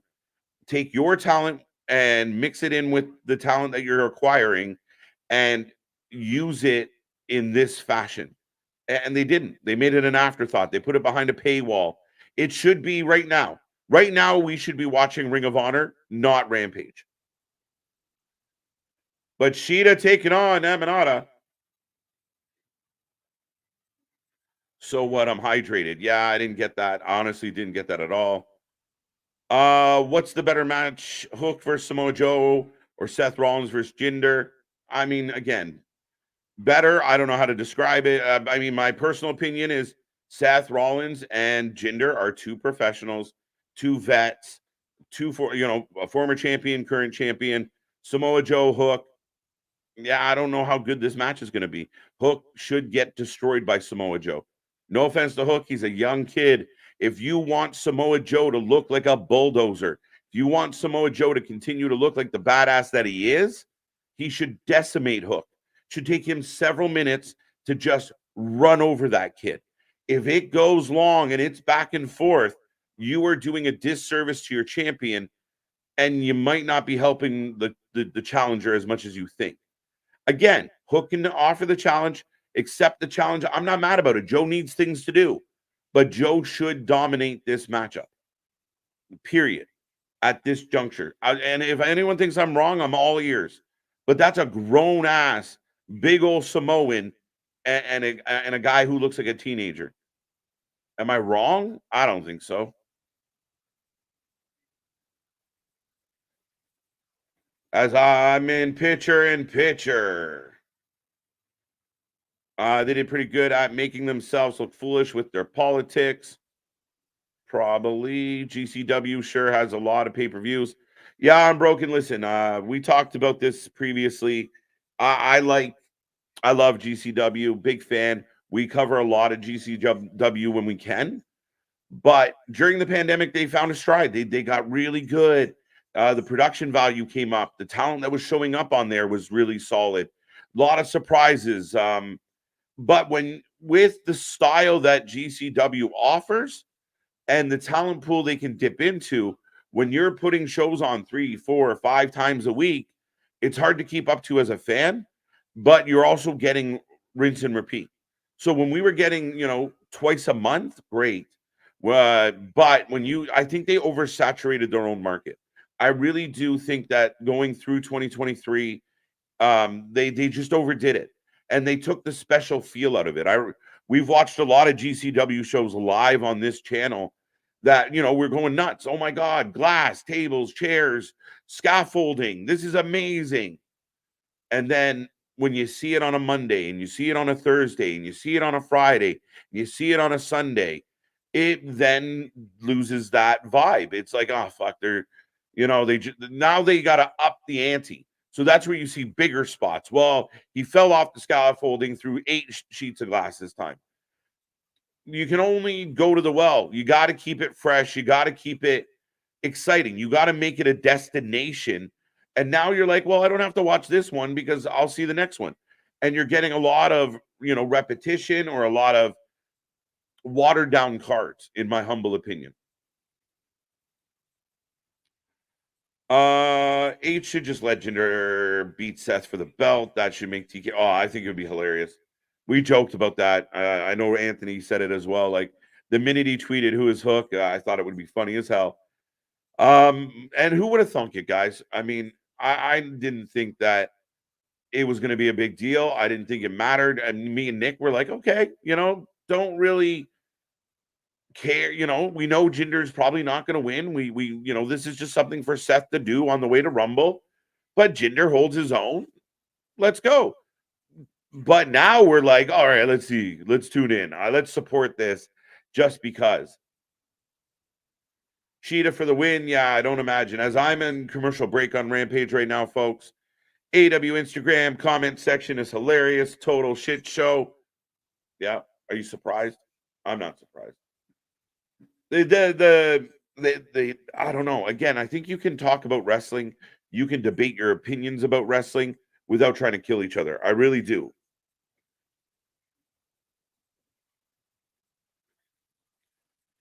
But we are back. Sheeta and Amanada both on the ground, trying to find their way back to their feet. Maybe, but they've never tried to hide the fact that they were rednecks. Some of the outrage over Jay was many looking for reasons to be upset. Again, I think what bothers me about the Jay Briscoe situation is that, again, it's selective outrage. It's choosing. I understand what happened. I know the full story. But also what people overlooked was the apologies, the giving back. The guy was a pillar of his community. They named the damn school after him after he passed. He meant that much to people. And that's what bothers me about, kind of the way fandom works in 2024 is you will tolerate it, other people that have checkered past, but then you have people that get held to a different standard. That's a problem. And Jay and Mark Briscoe could have been staples that really helped Ring of Honor. Really helped AEW, but unfortunately didn't happen. Speaking of staples, except I think I'm more the one that gives you tetanus than the one that helps keep anything together. But yeah, 100%. Well, just I heard you say it, and I had to come on. I'm probably half a second or so delayed because I was watching on the front end. But a lot of what I've seen with, especially respectfully, the diehard AW fan base is, again, I've said it, and their owner of the company does it, so the fan base just falls in line of the martyr syndrome of something always has to happen to me. I am always upset about something. I am always the victim of something. No, the fuck you're not. Respectfully. Well, it's we were playing in traffic and we got hit with the car, but it's the car's fault for hitting me. Even beyond that, like literally, like you said, of nothing Jay Briscoe did affected anyone. And I'm sure plenty of us have skeletons in our closet that we don't want light shown on. And like you said, the man sat there and tried to go above and beyond as much as he could to make up for it. And on top of that was just an overall Hall of Famer as a human being beyond a pro wrestler. And we want to drag him through the mud just because it makes us feel a little bit better for 10 minutes. Yeah, no, you're not wrong at all. And big kick out. Decent match here between Sheeta and Amanita. Well, I'm a big fan of Queen Amanita. I think she could do big stuff in Ring of Honor. I think she could be probably your inaugural Ring of Honor Women's TV champion. Maybe she challenges Athena for the Ring of Honor World title. I like that she's in here with somebody like Sheeta.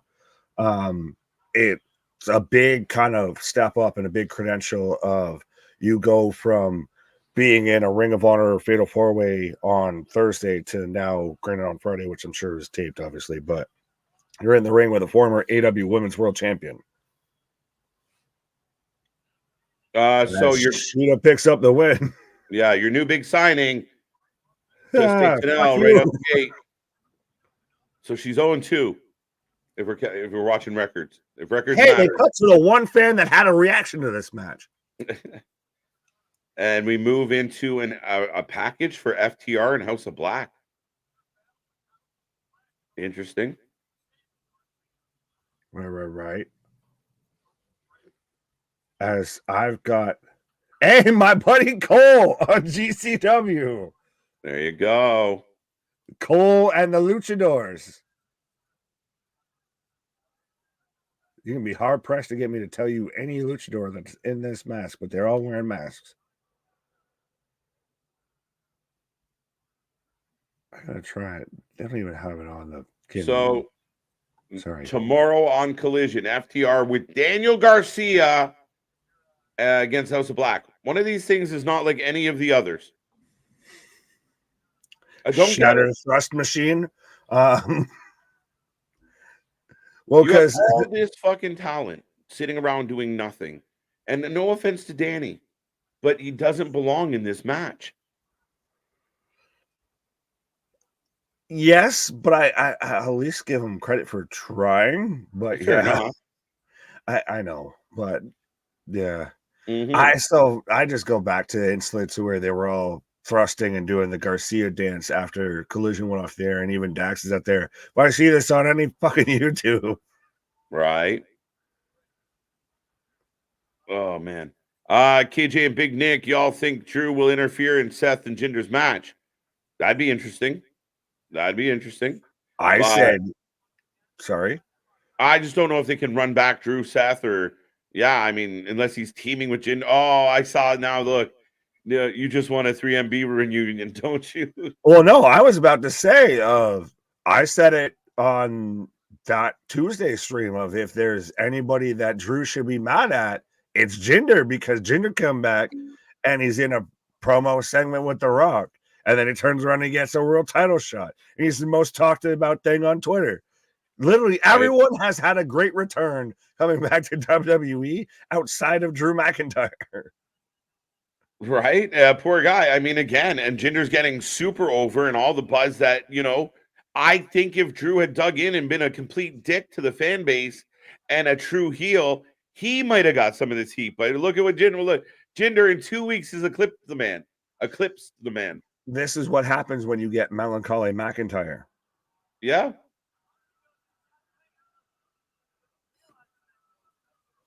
As I'm in commercial break right now with Rampage, and I've got Cole squaring off with a luchador right now in GCW.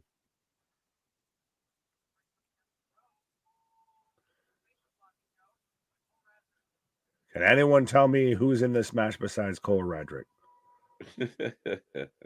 Anybody? Bueller.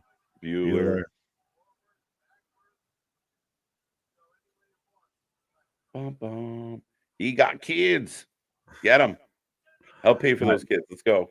No, that's when I instantly always go to the Brock Lesnar line of I don't give a fuck about your kids. Right. The cartwheel by Cole. Hey, he's already more athletic than I am. There you go. Oh, shit.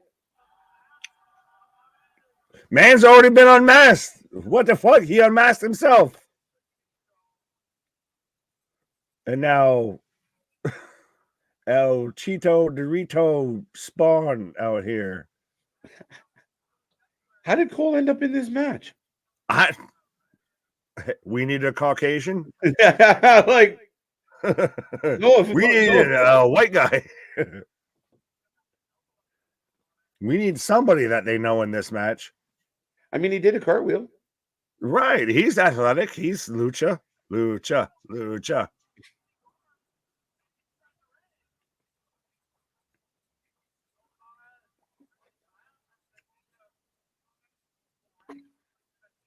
Back elbow.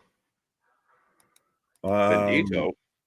Spread the lucha guys out in other factions. Well, in GCW, I don't think they have too many factions. No, not many. They have friends in like the little groups, but yeah, I hear you. Well, the talent's kind of much more fluid when it comes to who GCW can book and everything. And you mentioned it again while I was on a pause there. We loved watching on a Friday, a Saturday, a GCW show and throwing it in there because holy shit, they've got this match going and that match going. But like you said, when they're running the same matches Monday, Tuesday, Wednesday, Thursday, Friday, just the same matches, just kind of scramble up a little bit. You're like, well, you're starting to water down your own product. Sorry, our buddy Cole didn't quite make the tope. It was more That's of a fine. tope. He caught his toe on the tope. What we're now getting an awkward, like, this is insane. Love triangle thing. Wow. So this is Ariz Latigo Oni El Bendito against Armis, Demonic Flamita, and Jack Cartwheel. Oh no, that's not it. Yeah, they had to. I guess that's why Cole's there. We needed another Caucasian cartwheel. That's why he did a cartwheel. I get things. Yeah, but then so for those following along on Rampage, yeah. So Soraya set it up to make it look like Angelo Parker was, kissing good old Canadian female there. I don't know, the one that has no personality. And right as that gets shown, he shows up with a cake for Ruby Soho, who shoves it in his face. So we've still got tell me more. This is a Rampage angle that, again, it never really, like, they never really established like the love, like they are a thing, and they're already fucking breaking them up. Speaking again of Rampage things and never fully established, we have the Dark Order right now coming out to take on Daddy Magic, Angelo Parker, and Jake, not the Snake, Hager. Jake Hager is still in the company. Blows my mind. The man's coming out with cake on his face. Yeah. All right. What the fuck? You couldn't wipe that off. You didn't pass through. No one had a towel. No bathroom. No nothing. Oh. Why? What in the fucking Miami Beach shit is Jake Hager out here wearing? If LA Knight voted for Trump, that's what Jake Hager is right now. Oh, that's funny. My favorite man's out here with the gold dookie chain of "I'm the king of rock. There's none higher. Sucker MCs should call me sire." Oh, okay. Johnny Hungy just takes a little dollop of the frosting off of Angelo Parker's face right now. He's got him in a wrist lock. Right. Wrestling like a true fat kid.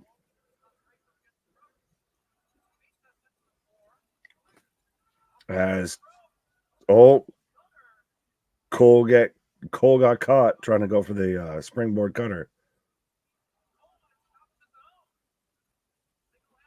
So who you got? If you've got, fuck, really? My guy, I tried. I at least put more effort into asking who you got in this match than fucking Tony Khan and his booking committee put into booking this match. And you know what? Daddy Magic's a guy, if you would have kept him very serious with Angelo and used him as part of a tag team division, could have worked really well. Was he ever serious? Never. Oh no, but right. So how can you keep something that was never serious? When he was cutting those real good fucking like those 80s promos, chewing the gum, they could have been used in your tag team division. Coke and Diet Coke could have got over, could have been utilized, and they're not. Yeah, Tony got a new supplier, or do we just go with the biggie line of never get high on your own supply? Right. John Morrison hasn't been used since they signed him. His new ring name is Johnny. Have you seen me? Yeah. Well, I mean, his wife's been used respectfully more than he has, actually. And she He's hasn't just been been used, there to accompany her. right? Like she hasn't been utilized or noticed or seen in days either. So another person that could help your company. Well, and two people who I almost feel like you're keeping under contract because if they go to Impact, the game has changed, sir. It's not wrong. I'd let Taya go back to Impact, man. But you add that already into that talent pool, and they at least are going to actually have some sort of a fucking vision. Something. Outside of looking like they're in a snow globe the whole time with so much white powder getting thrown around. Yeah, no, absolutely. As I'm in The Mass Dark Order guy needs a bra. Evil Uno. Oh, Uno.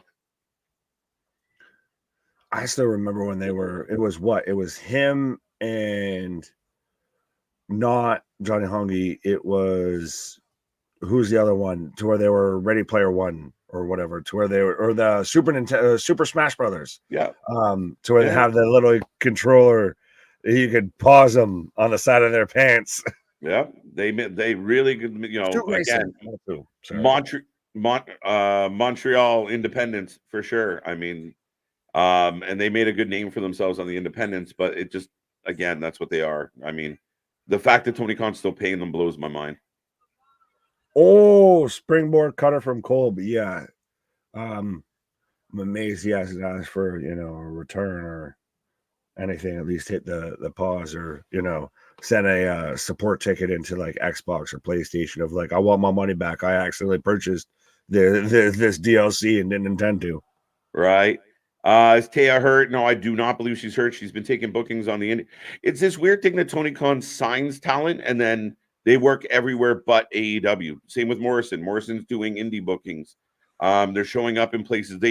Taya and Morrison, I thought, have made a couple appearances on Ring of Honor, but they've been working together as well. I don't get it. Nobody does. Like you said, Tony hires talent more of just so they can't go to the other side. Yeah, I guess. I don't get it. Like it doesn't make sense to me. Right. Sunny. What is this? Following their math on SmackDown, Theory and Carmelo were evaluated for injuries. Both suffered face contusions, and both will be okay. Oh well, thank you for that, Sunny. Yeah, it didn't look good, and when two craniums come together, it's probably not the best. Yeah, it's unfortunate that it ended that way. It was a good match. Ring my bell. Yeah, I guess it's better that they had contusions instead of concussions. They were cruising for a contusion. But yeah, how interesting that Sunny is the one that's reporting that. But yeah, Right. Yeah. Our reporting correspondent, Sunny, here with the update. well, I was gonna say how the OG Sunny used to give more eruptions than contusions or anything. So Right. KJ, haven't you seen no, pretty much, man. No, I completely agree with you, JV. Work anywhere but WWE is kind of, I'll pay you, do whatever you want. exactly, it's one of those of I'm just paying you so you don't work over there. Right, pretty much. Nobody can find his body of work. Oh, Johnny. Who is Jimmy Hoffa? Well, they called him Johnny Hoffa.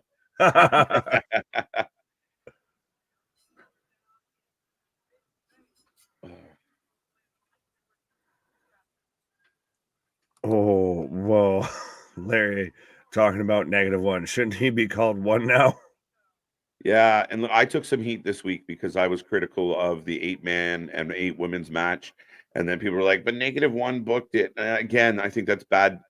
I get it, guys. I get it, and maybe I'm just a miserable old grump some days. But you can say to -1, who would you like to see in a couple matches? They did identical matches, male, female. They were almost identical. And the only thing that was a nod to Brody was the fact that -1 made the picks and the two people that had Dark Order ties got the pin. I would have rather seen Anna Jay versus somebody one-on-one or maybe a tag match. But doing 2 8-man matches, again, as the boss, you can do something sentimental. -1, where Anna Jay is going to have a match. Who would you like her to face? That's great. But to do 2 8-person tags, coming off a pay-per-view when you had 8-person tags, and again, just cookie cutter for the moment, it made for a really bad show. As I'm gonna just click on this of Daniel saying it's sunny in Philadelphia, as this is now about to be KJ and Nick shoot on -1, because I agree of have him book anything. Like, if you're gonna have Mhm. -1 book it, if you're gonna do that angle, that's Mhm. some bingo hall shit. That's some in front of 100 people shit. Mhm. You can still say you did that, Yeah.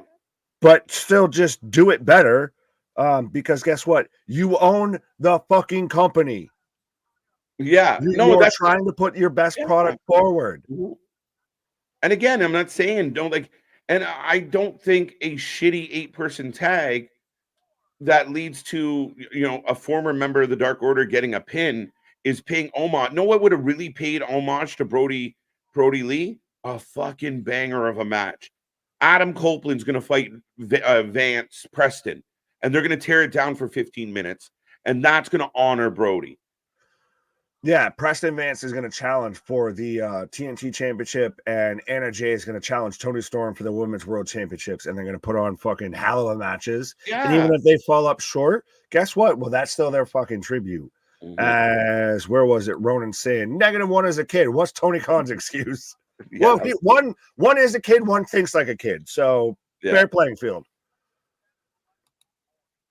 Hager bomb. Didn't even know that was a thing. Shots, everybody. But that's the thing is you don't, Tony, I know you really like the idea of doing it. Oh, -1 book that. You can still say you did that, but just book an actual good match instead of just, well, he this is what he wanted to watch. Cool. Negative Doesn't one. mean we all want to watch it. Right. -1 has the Jake Hager's hat and ran away. Hilarious. I've got Hager right now with an ankle lock, or Mhm. now he's running away with a hat. And the Dark Order just decimating Jake Hager. If this wasn't a just simple jobber, like literally, this is a house show match that's main eventing one of your weekly television shows. And I'm not trying to be disrespectful, but this is a great thing if you're going to do this, like I said, on a house show in Rochester, all of that. You do a special, you even sit there and you can record it and release as an exclusive thing of Mhm. a special Brody Lee tribute show Yeah. as part of your weekly tribute or your weekly television. Mhm. Fucking boy howdy, were you barely struggling to make a layup? Yeah, I mean, again, I'm all for sentimentality. I gave them huge marks. I think at the time when they honored Brody Lee, they did it in a way that WWE and Vince didn't really, hadn't really done with their talent before. A lot of times WWE like to turn a blind eye to certain things. But at the end of the day, I thought they did a really good job. We're now several years removed. And again, I think like the C Money's got a perfect answer, right? FTR was so tight with Brody Lee, they named their finisher after him, nowhere in sight, like that kind of shit, right? Like I'm not saying you can't honor him. I'm not saying the kid can't be involved. I'm just, if you're gonna honor me, do it to the best of your ability. I question if that was to the best of their ability. Fucking hell. But Respectfully, like sometimes your arms are just a little too short to box with God. right. As -1 versus Jenner confirmed. Let's go. No, Right. stop. He's already dead. Jericho, yeah, I think if you look hard enough, I remember a couple years ago when they had an altercation in a hotel and they were screaming at each other, and it seemed to be based on politics. But it stemmed from what happened on their boat. So I want footage, man. I want to see footage. Which do we get first? Footage of Jericho getting knocked out, or like the brawl out, or the all-in situation? Then again, with the weight. Sorry, did you see recently the DJ who whatever? Yeah, he came out and was talking about witnessing the brawl at All In. Yeah, you can have that. I don't trust that. Like, respectfully, if 50 Cent thinks you're a bitch, you're probably a bitch. So I don't trust their word. Right. Yeah, man, the man that's going to be there, by the way, at TNA Hard Kill with one flop dollar, debuting a music video. Lovely transition there. Yeah, I mean, we're going to look forward to that, folks. We usually take a rating, but it's Rampage, so we'll just call it even. But we are back tomorrow. We will be here for the debut of that music video, plus all the action. We have 2 stacked shows tomorrow night. We can't wait to get into them. Plus, we'll keep an eye on other things going on. But beyond that, I think we're going to call it last call and tap out on this one. Tonight, we thank you for joining us. Check all the links. Hit all the buttons. Be a part of the family. Be a part of the fun. And we will see you next time for show. Yeah, we'll see you back at it like a jackrabbit tomorrow night. And please don't think that we're, the hype up that you need to tune in tomorrow night is for the fucking flop dollar DJ Who Kid music video, because that's 100% at least the afterthought. Don't think that's the main event. But yeah, absolutely. No, it's going to be, like I said, they're jam-packed nights, dude. Yeah. Our shit is real. Our shit is raw. Our shit is authentic. When you're talking about the wrestling, but put that for live with it. See you on the flip side, folks. Come back tomorrow. Good night.